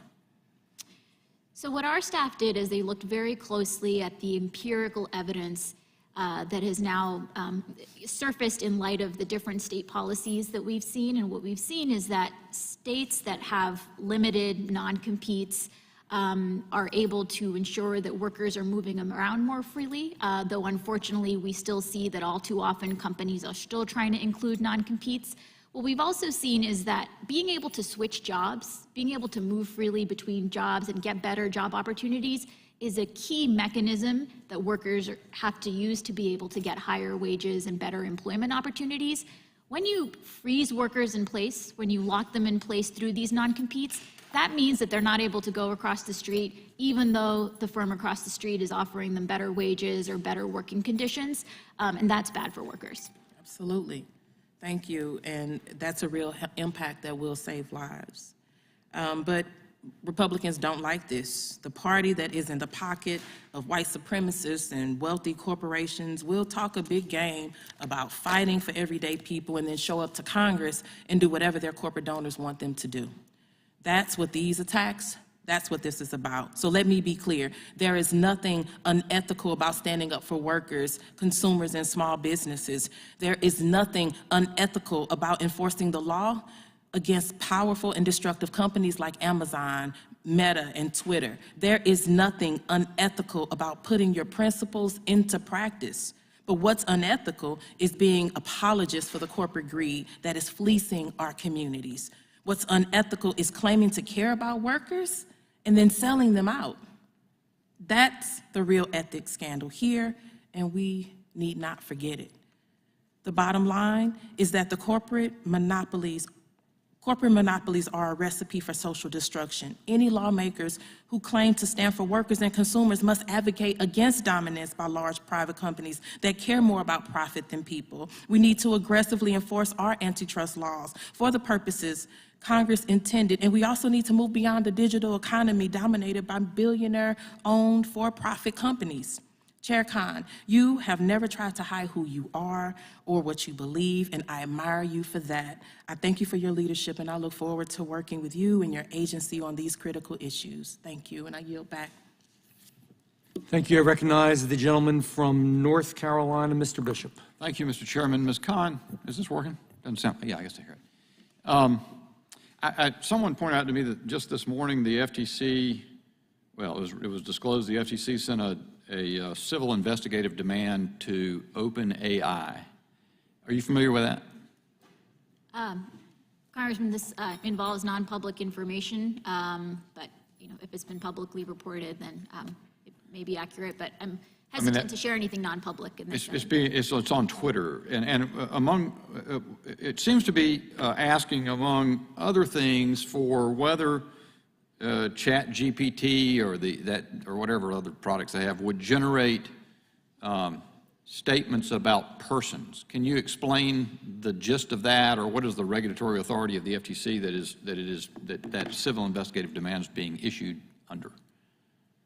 So as a general matter, some of the concerns that we're seeing in this AI space is that ChatGPT and some of these other services are being fed a huge trove of data. There are no checks on what type of data is being inserted into these companies, and we've heard about reports where people's sensitive information is showing up in response to an inquiry from somebody else. We've heard about, libel, defamatory statements, flatly untrue things that are emerging. That's the type of fraud and deception that we're concerned about. So as a general proposition, and you just said something, you spoke to libel and slander or defamation issues, and I'm going to come to that because that's an issue of state law as I understand it. But is your regulatory reach there defined by, the FTC Act? Is that the basis under which you guys investigate that stuff with a company like OpenAI? So it's absolutely true that we don't directly address those things. We're focused on, is there substantial injury to people? Yeah. Injury can look like all sorts of things. So and you were speaking earlier in communication with the chairman or your colloquy with the chairman about the Twitter background of releasing private information. Was that also subject to your regulatory reach under the FTC Act because it was somehow deceptive? Or is there some other statutory source that generally puts you guys in charge of, sensitive information about people? Yes, it's the FTC Act that prohibits unfair or deceptive practices and unfair methods of competition. That's primarily the authority we've used in these instances. Okay, and that, that's interesting. And just for the people in the public, the operative language of Section 5 that you guys, I think, are using there and in the context of the non-compete rule that you've come out with, and it just says, unfair methods of competition in or affecting commerce and unfair or deceptive acts or practices in or affecting commerce are hereby declared unlawful, right? That's the language? That's right. Yeah.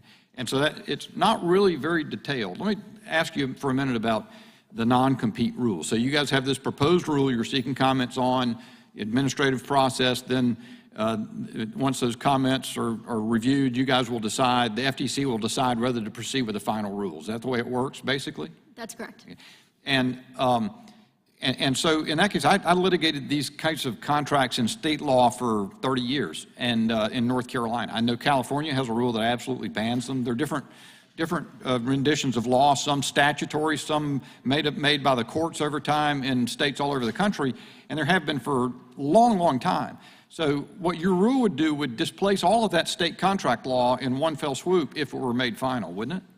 It would create a new floor, yes. It would create a what? It would, yes, it would be creating a new provision that would be determining that these non-competes are ruled unlawful. So you would not only, and it would be per se. It was, I know some of the stuff stated in your notice of proposed rulemaking that I've glimpsed said it would be, that you saw these as inherently coercive or the product of unequal bargaining power, but the rule would be per se, except for a very narrow category, and the overwhelming majority would be per se, even if the people involved in those contracts wanted to make them, right?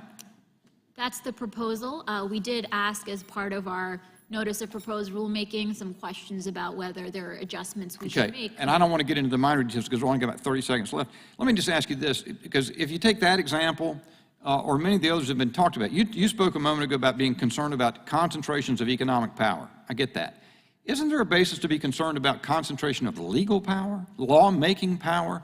So you got 30,000 state judges have made those rules. You got 7,558 state legislators. You got lots of members of Congress. You got multiple chambers in Congress. The fact that you really, as the bare majority on the FTC, could make such a ruling, isn't that something that Congress should be concerned about, how much power you wield? So we make these determinations pursuant to authority that Congress has given us. When we promulgate rules pursuant to the Administrative Procedure Act, there are a whole set of procedural protections that go into play relating to the comment periods that we have to use to get public input. There are certain standards of review for judicial review. There are so many checks as part of this process, and it's really quite regular for administrative agencies to be engaging in rulemaking. But you get to say what's unfair, right?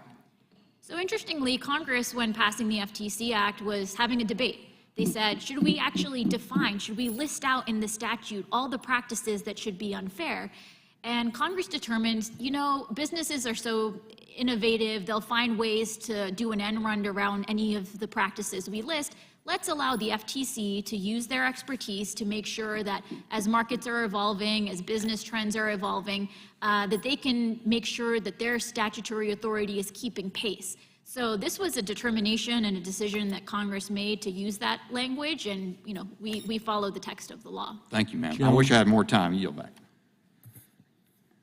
Recognize the gentlewoman from Vermont. Thank you, Mr. Chair. Before I begin my line of questioning, I just want to make note of something.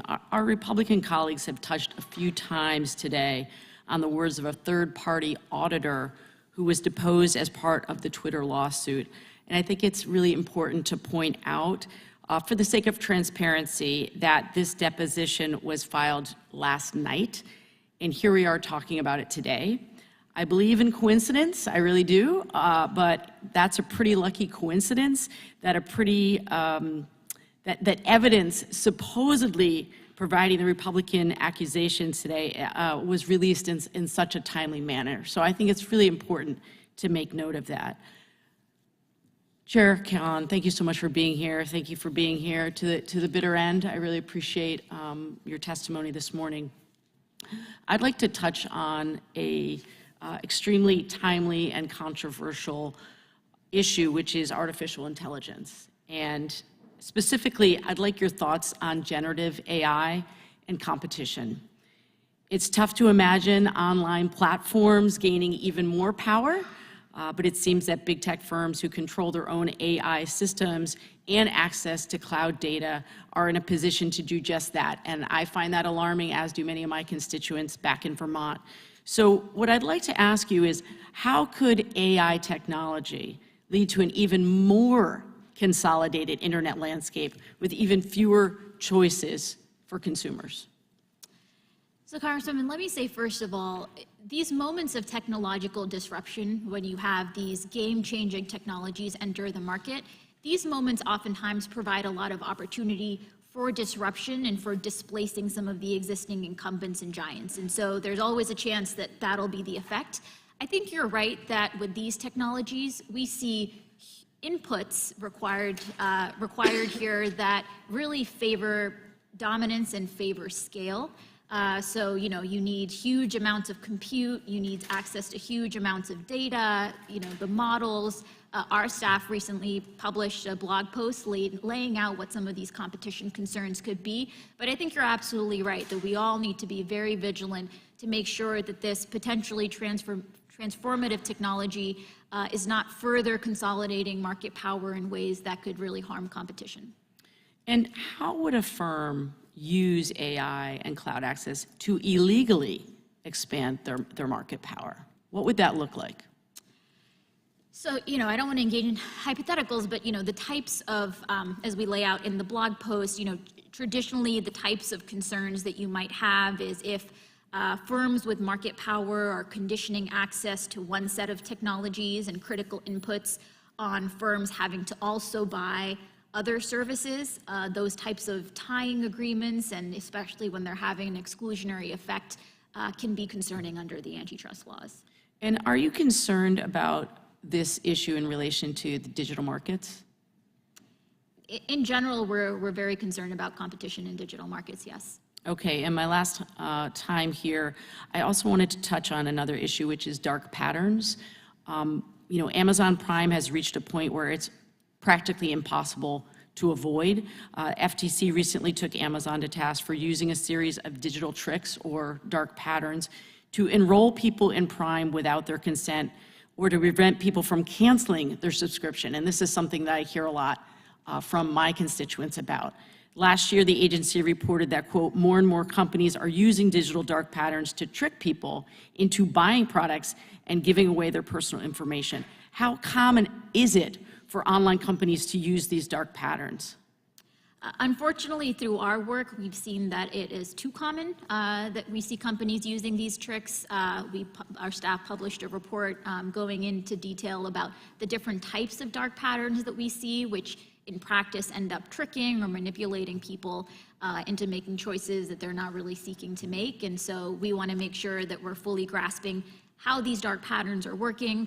We've been bringing on board a whole set of technologists that are able to kind of dig deep, look under the hood, figure out what's really going on. And so it's going to continue to be an area of focus for us.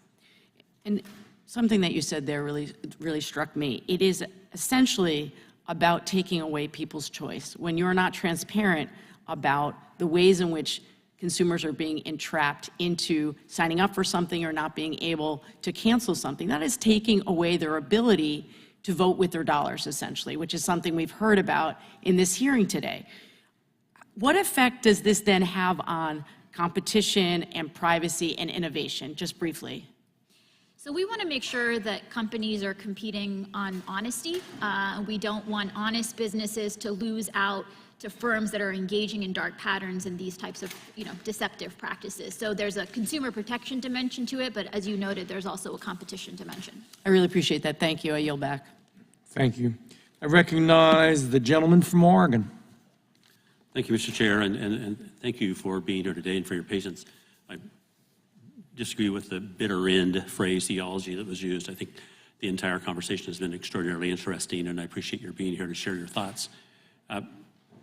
I'll set this up with a standard question. Do you agree with the following statement from former Commissioner Wilson? The agency lacks the expertise and in some cases the jurisdiction to pursue the additional societal goals embodied in the strategic plan. And jumping just to the phrase unwarranted health, safety, and privacy risks. I'm actually looking at the plan right now. For example, unwarranted health, safety, and privacy risks. Tell me how those became part of the focus of the FTC, because that seems to be an expansion of what the FTC used to focus on. Or maybe I'm wrong, but that's not my question to set up, my first one. So I think you said unwarranted safety, health, and privacy risks. Is that right? Yeah, actually, I'm just reading from the FTC focuses on investigating and litigating conduct that causes or is likely to cause substantial injury to the public.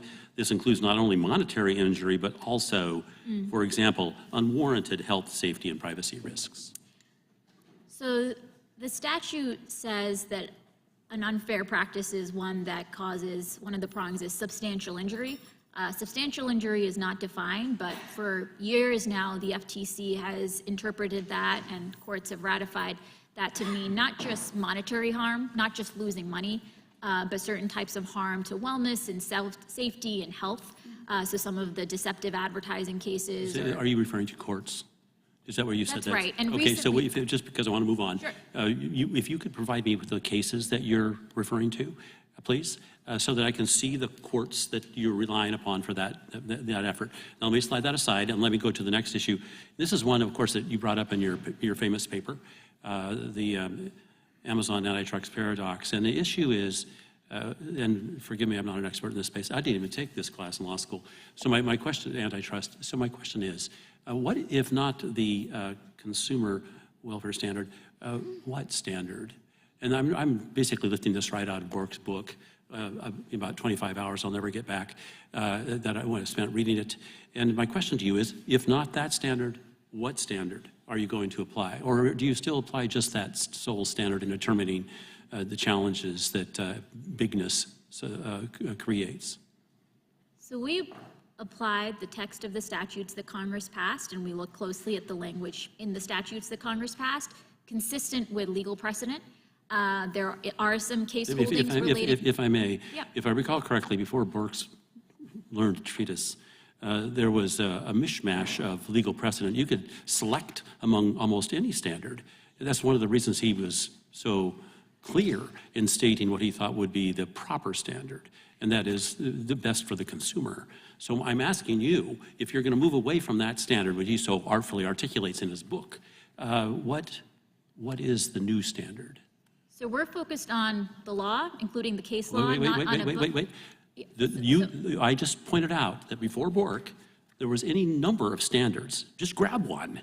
So when you say you're looking at the law, which law? The Sherman Act, the Clayton Act, the FTC Yeah, Act, so the those are Act. extraordinarily, they were written to be very broad and to give you the power to try to control this economy that we've got. Bork went in and tried to find some sort of a standard against which you could measure your actions. And his ideas were accepted. I think your article, you know this way better than anybody in this room. So my question is, what's the new standard? Please don't take me into the law, and don't do that. Tell me what do you have that's better than what Bork suggested?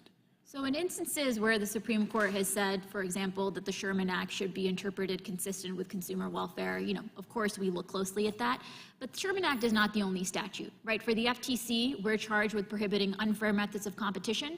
And I think it's incredibly important for us to honor Congress's intent in creating multiple... Wait, stop. You're a lot of generalizations. What's the standard that you are suggesting to take the place of the consumer welfare? What's your standard? Please don't give me generalizations. So the standard depends on the statute that we're enforcing, because each statutory scheme is slightly different. When we're enforcing the FTC Act, the words of the FTC Act are unfair methods of competition.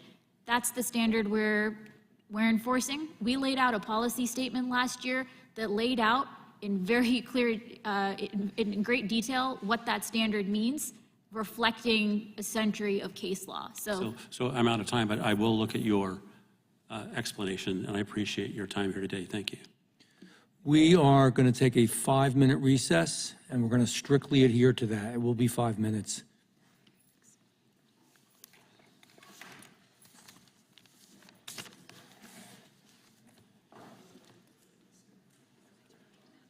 yeah, thank you. I was like drinking water.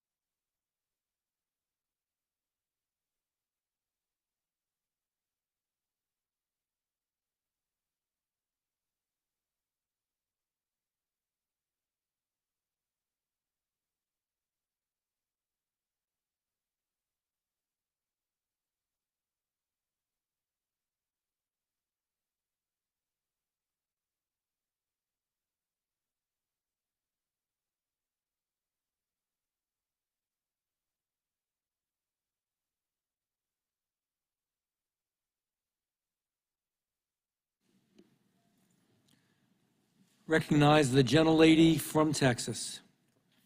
Florida, I'm sorry, my God. Thank you, Mr. Chairman. Both the Texas folks and the Florida folks are going to get mad at me now. Thank you, Mr. Chairman, and good afternoon, Chair Khan.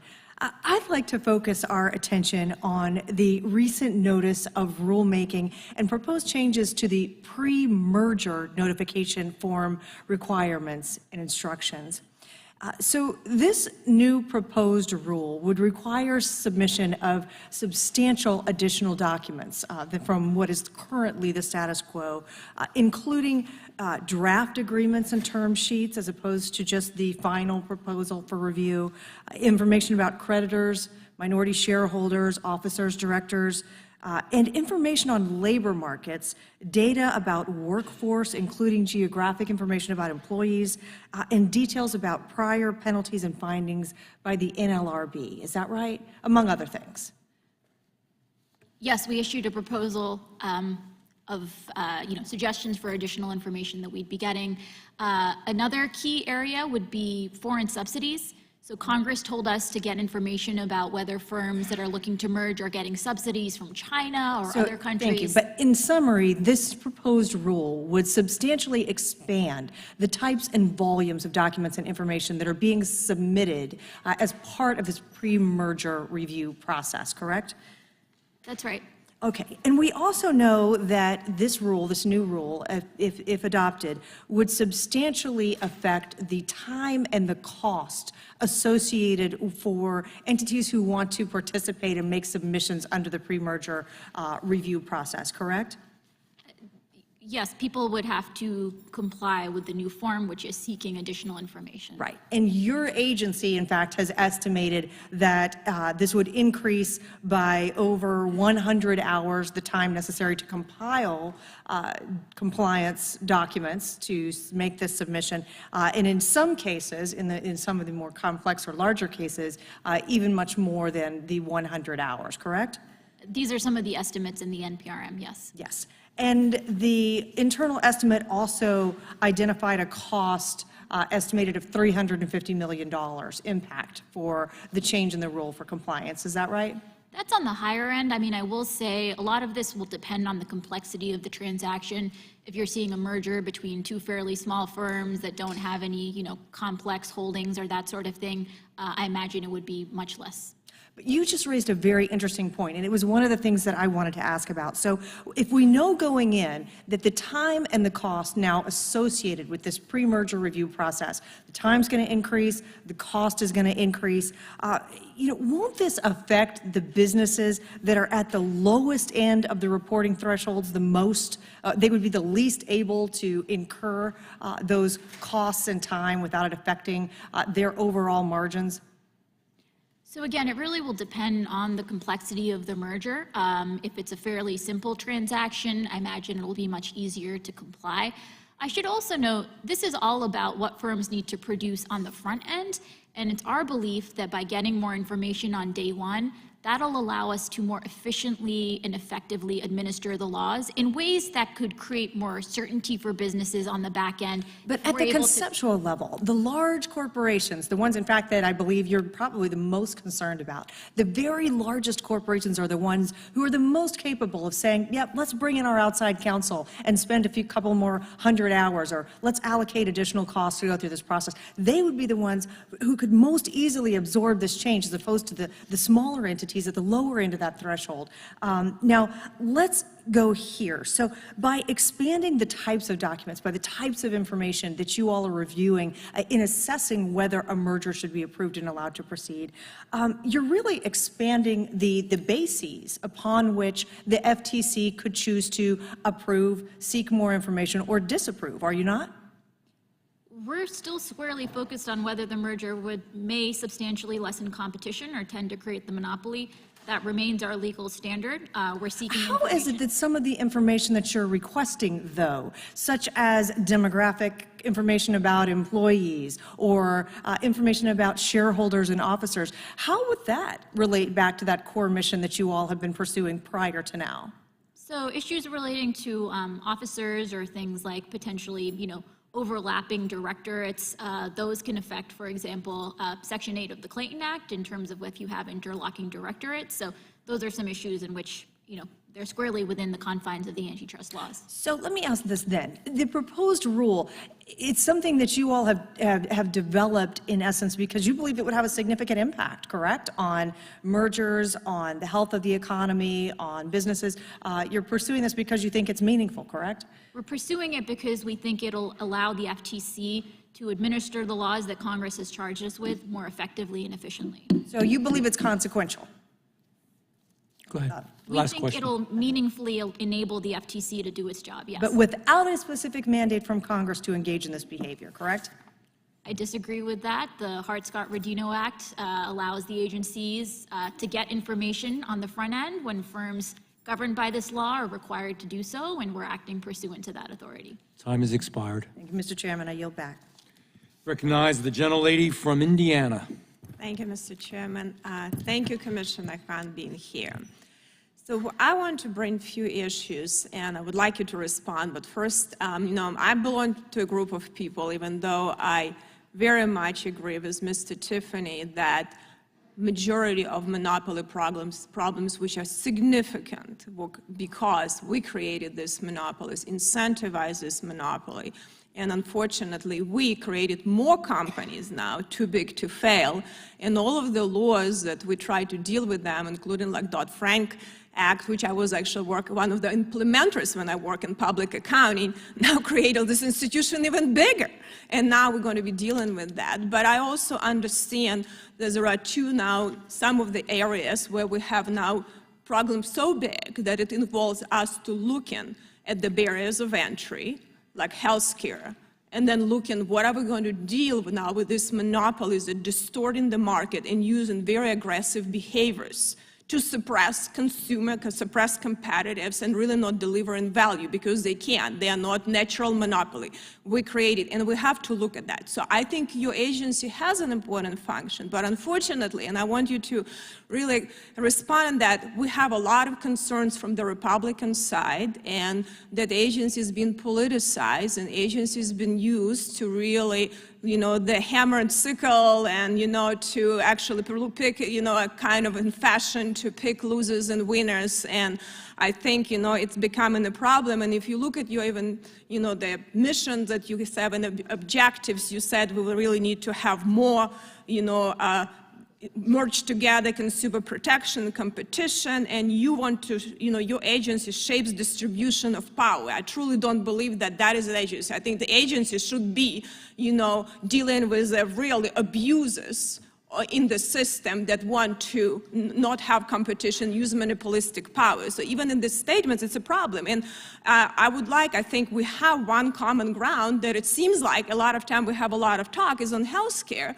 But when we come to the action, it's even recently, we put it on the table with President Biden's administration on dealing with, with site-neutral payments on hospitals that bankrupt in Medicare, total abuse of power, allow them to buy private practices, allow them to put these doctors in crazy non-competes, enslave them, building Taj Mahals, not paying taxes, invest in billions on Wall Street, and pay billions to executives by subsidies that other now countries gone bankrupt on, because sort of our spending is healthcare, not delivering value, they didn't want to deal with that, and then you have a challenge now because a lot of these entities, nonprofit, which is really doesn't even have guidance, that's that like next business I'm going to have is going to be tax exempt. You don't have a full jurisdiction to deal with these entities, and no one has, and I would like you to deal with that. But now my colleagues here have a concerns. We have actually a bipartisan bill, but a lot of my people here feel concerned with you that you're not going to be enforcing it properly, and you will use it as a power, to actually pick losers and winners again. So I wanted you to see how you can respond with what you're doing in this area. I think there is a PBM, probably common ground. We have that area. But if we look at that, 50 to 60% of spend is, hospitals and physicians. 5 to 10 is actually only spent on drugs. So this is a huge amount of money. How would you respond what you're doing on that, and how you would address some of these Republican concerns? Because I think your agency has some functions. But unfortunately, everything got so politicized. And a lot of people here on my side of the aisle don't feel comfortable to give any more power to your agency. So thanks for the question, Congresswoman. You're absolutely right. We have a whole set of work streams underway relating to healthcare markets. We're concerned about instances in which monopolistic practices or a lack of competition in healthcare markets may be raising prices for consumers, maybe depriving them of access to quality healthcare. Our teams have for many years now been challenging hospital mergers where they've determined that the merger would either raise prices or lessen competition in ways that was harming patients. We have work underway, as we've talked about extensively today, relating to PBMs and the potential conflicts of interest that are created through their vertical integration, as well as issues that may be created through the rebate schemes that they have in place. We also have work looking more directly at drug prices and whether mergers and acquisitions done by pharmaceutical companies may be inhibiting innovation, maybe keeping lower cost alternatives out of the hands of American patients. So that's all work that we have underway, and we're working hard to move quickly on all of that. Well, my time has expired, but we still need to figure out how you can address concerns of my colleague, and I yield back. Gentlelady yields back. I recognize the gentleman from Texas. Thank you, Madam Chair. It's good to have you here today. I'd like to talk about the Horse Racing Integrity and Safety Acts. Well, it's called the Horse Racing Integrity and Safety Authority, which Congress created and put under your commission's rulemaking authority. I know you didn't ask for this, but you got it. And I've got some questions. They're not complaints directed toward you or your leadership, but I'd just like to say that I'm very disappointed in how they have operated. The HISA was intended to improve safety and fairness in horse racing. It's fallen short of its promises. And some of the issues I have, I'm not even sure you're aware of. And when I'm done, I want to ask that we can sit down and talk about it more. But the FTC has allowed them to operate in a way that they are making rules, I believe, without the authority or without any oversight. There's also a budget of $66 million. My question is, does the FTC monitor how these funds are being spent and who the recipient of their budget funds are going to? So the statutory scheme lays out the relationship between the FTC and this kind of self-regulatory organization. You're right that we didn't ask for this authority. To be honest, it's been a bit of a challenge for us fully implementing it. We don't have real deep expertise in this area. On your specific question, to be honest, I'm not totally sure. I don't think we have that authority to be overseeing how they use their money. Okay. I'm happy to get back to you on that. Separately, if the FTC enforcement staff was investigating an antitrust case and thought it needed to conduct a search of a business's premise, would the FTC need a search warrant for that search? Presumably, though I do know that I believe it's Section 9 of the FTC Act does give the FTC ability to, engage in some of that activity as well. All right. I would just let you know that this authority under your supervision can conduct a search without a warrant. They can also impose an immediate suspension on horses and trainers and owners if there's any evidence or suspicion of doping. One of the reasons they were created was because of the deaths in the horse racing in the past, but we've seen just this year that even more deaths have happened, and I would make a case that this authority is poorly run and operating in a way that I suspect if you all really knew, you would disapprove of. I'd like to sit and talk with you all about that after this hearing down the road. Moving on, I want to talk about some of the mergers and the policies with respect to those. I'm specifically curious because I'm looking at a letter that Senator Warren sent you all in January of this year about some pharmaceutical mergers. How much interaction does her staff or her have with you all with respect to these? Do they have influence with the direction you all go on some of these investigations? Congressman, we hear routinely from members of Congress. We get letter week after week, including from many members of this committee. We take all of that under advisement and want to understand what our members' concerns, but any law enforcement decisions that we're making on an independent basis based on the facts and law before us. Well, I'm looking at particularly the Amgen and Horizon merger, which I understand was moving along pretty well. And it's different than some of these mergers that she mentions in this letter that I'm reading. And I know y'all probably have a copy. I'll get you one if you don't. But Horizon is an Irish company. It's a kind of a special case because it inverted in 2014 by acquiring this Irish company. So they actually left the U.S. For tax benefits. And now Amgen, as I understand it, is looking to acquire this company. They're involved in totally different drugs. And what this would do is actually bring a company back to the United States, which I believe is a goal that we all share, is bringing industry here at home. So I would also ask, especially since it seems to have been stopped right after Senator Warren sent this letter, if I could sit down with you all at some point and we talk about this one as well. Can we commit to doing that? We'll be happy to have a follow-up conversation with you. Yes, Congressman. I appreciate your work and thank you very much for being here. I yield back. Gentleman yields back. We are going to take a recess when we have to vote. As soon as votes are completed, we will be back. Thank you. You're going to get a longer recess now.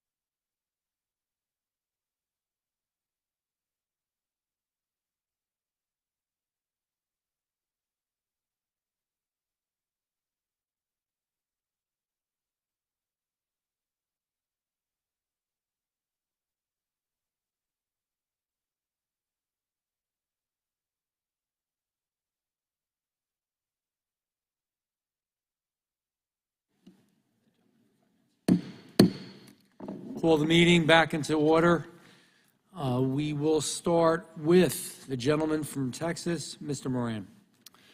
Thank you, Mr. Chairman. Ms. Khan, would like to talk to you about something you said earlier today when you were talking with Mr. Massey. You said, quote, we do things to make sure that the market has clarity. To make sure that the market has clarity was the quote I wrote down from you. And I was glad you brought that up because the Second Circuit, as you know, back in 1984, said of the FTC, quote, the Commission owes a duty to define the conditions under which conduct would be unfair so that businesses will have an inkling as to what they can lawfully do rather than be left in a state of complete unpredictability. But by moving away from the consumer welfare standard, I would posit that the FTC has effectively created a moving goalpost standard. And Mr. Bentz pressed you on that with several questions, and you just said, well, basically, it kind of depends case by case. We're going to look at different laws. Is that effectively the summary of what you said and the guidance that was provided last year in the policy statement regarding the scope of unfair methods of competition under Section 5 of the FTC? So Section 5 of the FTC Act is a different statutory scheme than the Sherman Act, and so we look at case law that's specific to Section 5 and specific to the FTC Act when interpreting that provision. With respect to that November 10th, 2022 dissenting statement of Commissioner Christine Wilson as it relates to that Section 5 of the FTC and the policy statement, she stated this, quote, unfortunately, instead of providing meaningful guidance to businesses, the policy statement announces that the Commission has the authority summarily to condemn essentially any business conduct it finds distasteful. Did it concern you that one of the commissioners would issue such a statement and reach such a conclusion? So the benefits of having a multi-member commission is that we can have that discussion and debate and disagreement, and we always take seriously input that we're getting from other members of the commission. As you'll see in the policy statement itself, it reflects decades of case law that our team took a very close look at to make sure that we were hewing very closely to this text of the statute as well as the relevant precedent. With respect to the early terminations issue that Mr. Bentz talked to you about earlier, I sent you a letter earlier this year about that issue, and you wrote in response that granting early terminations consumes agency resources. Can you explain how reinstating the early terminations diverts agency resources?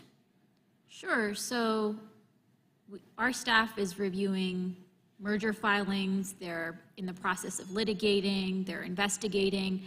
When they are looking at the HSR filings, their primary goal, our statutory mandate, is to be identifying transactions that may violate the Clayton Act or any of the other antitrust laws. Granting early termination is a discretionary function, and so we decide to put resources towards the mandatory functions in the statute over the discretionary ones. But for years, that early termination policy allowed the FTC to allow mergers and acquisitions of a small size or a size where there was really no competition issue really presented for you to go ahead and give surety to those businesses that they could proceed with those mergers and acquisitions. But that's no longer the case in the FTC, right? You're holding businesses in limbo because you're giving them these letters and saying, well, we're going to look at it. We're not sure. But then businesses have trouble moving forward with those mergers and acquisitions because sometimes the financing is tied up in the time frame that they need a quick M&A. Is that true or is that untrue? So Congressman, the context here is we're talking about 30 days. 30 days that firms have to wait before they're able to consummate if they don't hear from the agencies. In the past, maybe firms would have gotten early termination on day 25. Now they're not getting it, but after day 30, they're able to consummate. So we've decided that as a matter of where we're allocating our resources, it's a better use of resources to be identifying which transactions may be creating problems for consumers, for workers, for honest businesses, rather than prioritize the kind of 5 days that firms may have gotten in the past. It seems that a lot of the resources, when you talk about allocation of resources, have been going towards new rulemaking in the FTC rather than actually working through some of these issues that you guys are looking at, some of which you should be looking at, some of which you probably shouldn't be looking at. Is that the reason why in 2020 the FTC brought 31 challenges to mergers, which was a 2-decade high, but in 2021, the year you became chair, the FTC took only 15 actions against mergers, and in 2022, only 17 actions? Is that because you're focused too much on rulemaking and all your resources are allocated in that direction? So there are no real, I mean, we're proposed a rule to update the HSR form in the Bureau of Competition, but aside from that, the vast majority of resources are focused on enforcement. I think some of those numbers you mentioned are outdated. Our team would be happy to provide you with updated numbers. Our enforcement is squarely in line with prior years. Thank you. I yield back. The gentleman yields back. I recognize Mr. Hunt from Texas. Thank you, Mr. Chairman. Thank you for being here, man. Really appreciate your time. I know it's been kind of a long day. First question for you is, on July 13th, 2022, the FTC proposed the Motor Vehicle Dealers Trade Regulation Rule. Are you familiar with this rule? Yes. Did the FTC conduct a cost-benefit analysis for this rule and determine what cost of implementing this rule might be? And what did the cost-benefit analysis conclude, if you can recall? So we did have to conduct that analysis pursuant to the Administrative Procedure Act, and the notice of proposed rulemaking lays out some of that preliminary analysis. Any idea on the cost? I'm not recalling off the top. I'd like to ask for unanimous consent, sir, to enter this into the record. This is a research study that's done by the Center of Automotive Research, which conducted a full cost-benefit analysis of this rule and determined that the rule would impose a cost of $38 billion with a B over the next 10 years. Are you familiar with that at all? That objection. Thank you. This is a study done by some outsiders, you said, or this is the FTC analysis? No, this is actually an outsider, the Center of Automotive Research.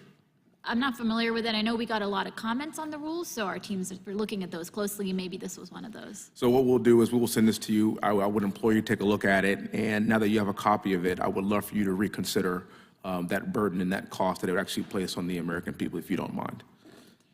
Happy to. I mean, I will say generally, the auto rule that we've proposed is designed to address junk fees, bait and switch tactics, some of the harms that consumers time and time again have been encountering in these contexts. We received over 100,000 complaints from consumers over the last few years relating to some of these deceptive practices in the auto purchasing context. So that's what our rule is really designed to address. Okay, understood. And I think this is kind of what our goal is, to make sure that we prevent any undue burden on the American people. Obviously, the issue that you just addressed, and also most importantly, just cost, because right now we as a country are suffering immensely with inflation and everything that we've been seeing. So I want to make sure that we do protect the American voter here in this country. Switching gears, the FTC has made a mandate protecting consumers and their privacy. Under that mandate, do you think it's appropriate for the FTC to compel a company to collect and retain consumer data, including their personal identifiable information? Is there a particular context you're thinking about, Congressman? There is a It's hard to particular say. context, but I'm just kind of wondering what your overall feel of this issue is. I can't exactly say who asked this question for their own anonymity, but I was just wondering what your overall feel is about including their data that has their personal information in it as the FTC. Overall, the goal of our data privacy and security is to protect the privacy and security of Americans' data. What ultimate remedy or relief we're seeking is generally speaking designed to minimize the data being collected. I'm not sure with what specific instance you're referencing. I understand. And last question. Do you think it's appropriate to suspend the collection of this data in the name of protecting consumer data as a whole?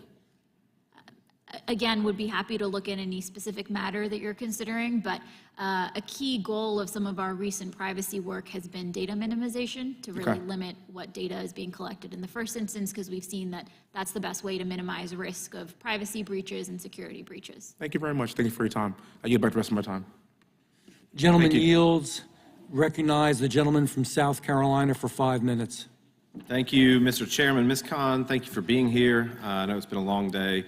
You know, the FTC's mission is to protect the public from deceptive and unfair trade practices and from unfair methods of competition. Even on your website, the FTC's work to protect consumers and promote competition touches the economic life of all of us. I'd say the FTC is charged with a very important mission and have for a long time.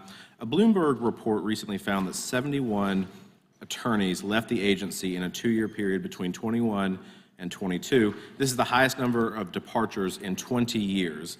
That being said, it's pretty tough, I would imagine, to protect the American consumer and promote competition when your staff is leaving.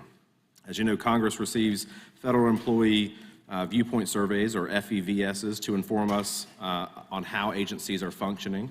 In 2020, 87% of FTC employees agreed that senior leaders maintain high standards of honesty and integrity. And in 2 years, that dropped from 53%, and also in 22 to 49%. Similarly, in 2020, 83% of FTC employees agreed that they have the highest level of respect for FTC's senior leaders. Again, in 21, that dropped to 49%, and in 22 to 44%. In 2020, again, 80% of FTC respondents agreed that senior leaders generate high levels of motivation and commitment in the workforce. Under your leadership, that has dropped to 42% in 21 and 36%, alarmingly, in 2022. So I think my question, quite frankly, is why is it so unpopular to work at the FTC? So we have fantastic career staff who day in, day out are fighting for the American people and looking to protect them from unlawful business practices. I take those survey results seriously, and we've been engaged in taking a series of steps to make sure that the FTC is a great place to work. I've been really thrilled that over the last couple of years, we've been able to onboard hundreds of new employees at the FTC. Just the other month, we launched a new Office of Technology. Within a matter of a week, we got 600 applications. Technologists, these are data scientists, data engineers, highly qualified people who want to come work at the FTC to make sure that we're able to use their technological expertise as we continue to do our work to protect the American public. Well, Chair, I would imagine with the high number of vacancies that have been as a result of the last 2 years that you would be hiring more people, in addition to the, I think, 33% increase in your budget. So I would imagine that there is a drive to hire people just in general to fill those spots. But I think my concern is the unhappiness of people within the agency and why that is. Do you care to comment on that? Yeah, I take that very seriously, and we've engaged in a lot of conversations and meetings to understand what some of the source of those issues were. We've been able to implement a set of steps, including streamlining decision-making, expanding communications around priorities. We clarified what our workplace flexibility policies would be, and I'm hopeful that each of those steps has contributed. Yeah, and Chair, please don't take my comments as me attacking you or your agency, but it is a concern to me that when I read that, of course, my colleagues up here have echoed a lot of policy frustrations with your organization, maybe you, but when I'm reading about employee satisfaction, the FTC serves such a vital purpose in our country. It's just really alarming to see it go from one of the top performing agencies of employee satisfaction to really the bottom in a 2-year period. It's just really alarming. So what do you think that you've learned? I mean, you've been here for 2 years. And you've seen, some tumultuous times. Do you think you've learned anything as a result of maybe your leadership or leadership around you on how to handle this and correct it? So as I said, we undertook a set of steps to make sure we were appropriately streamlining decision-making, expanding communications with staff across the agency.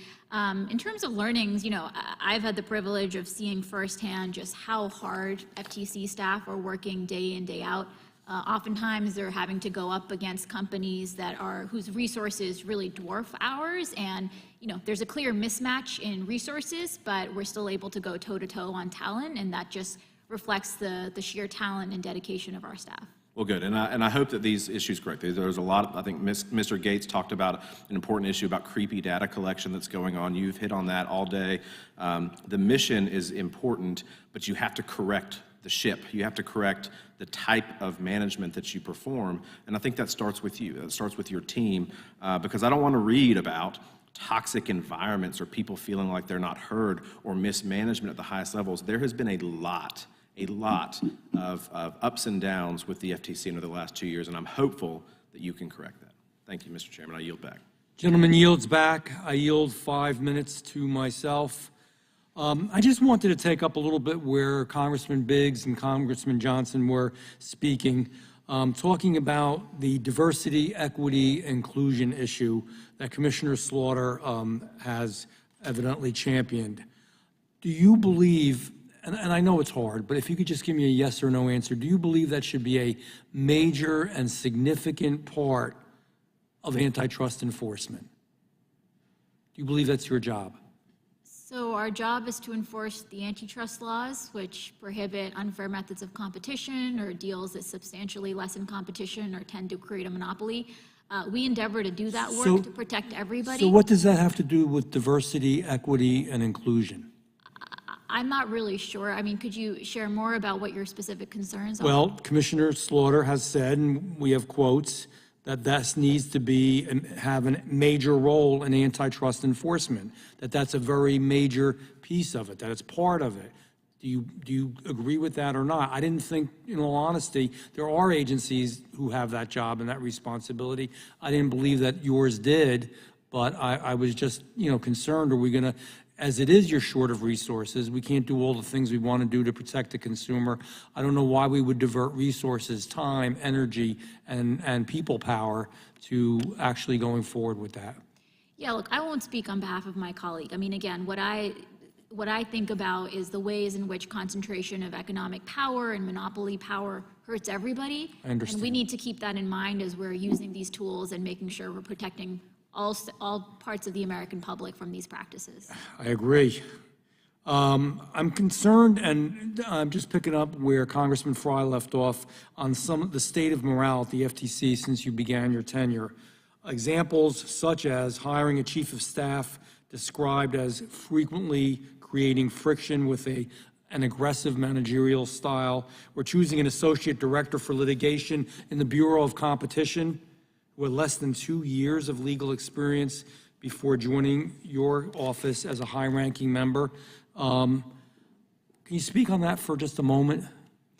Yeah, I'm really lucky to have a fantastic senior You do have leadership. good staff. I'm sorry to interrupt you, but you do have a good staff. But some things, and let me say this just to maybe clarify this more. On the matter of agency morale, the Bureau of Competition, which you're familiar with, whose mission is to enforce the nation's antitrust laws, one of your top priorities, I believe it is, saw its engagement and satisfaction score drop by 33% since you began your tenure. Do you think that's a result of your leadership style? Is it a result of something else? Or are there other factors that are affecting FTC employees? You do have a lot of great people there, but the point is, a lot of those great people have also expressed that they're not happy. Why?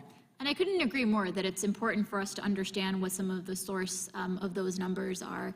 And as we've been looking to do, and I should also note, I mean, for the Bureau of Competition in particular, over the last couple of years, they've been on the front lines of a surge in merger filings. I mean, year over year, they were seeing a 70% increase in the number of filings coming in, while their numbers. I understand that, but they're not happy. We have a lot of people that work very hard, but they're happy. Just to commend them, of course. And so we've been looking to understand, again, what more can we be doing? So you're working on this? Correct. Okay, you think it's going to get better? I'm hopeful. Okay. I wanted to talk about unpaid consultants for a moment, which the Office of the Inspector General, this was not me saying this, the Inspector General said this, labeled as, quote, unprecedented, end quote. The Inspector General report from last year said you didn't give these consultants clear guidance or limits. I'm not saying it. This is not a Republican saying it or a Democrat or anybody else on their work, and that there was concern that these practices may, quote, violate policies for federal agencies that stipulate that such agencies, these hires are not allowed to play an inherently, quote, an inherently governmental function. Can you tell us how many of these consultants are working at the FTC, what they're doing, and how often you meet with them? So there is federal authority allowing government agencies to make use of some of these consultants, especially in areas where we don't have existing expertise. Respectfully, I understand that. We're running out of time. Why did the Inspector General sound an alarm, though? The Inspector General's report identified certain areas where we could be tightening up our processes and procedures to make sure we're mitigating against risk. We followed very closely the IG's recommendations and have been moving forward to implement those recommendations. Okay. I have items for the record. I have 2 articles from the Americans for Tax Reform titled, quote, Linda Kahn has some explaining to do, end quote, as well as Kahn reveals that she, quote, handpicked controversial unpaid consultants. Thank you for your answers. I'm going to yield back with that. I think that will conclude today's hearing. We thank our witnesses for appearing before the committee. We thank you for being here. Without objection, all members will have 5 legislative days to submit additional written questions for the witnesses or additional materials for the record. Without objection, this hearing is adjourned.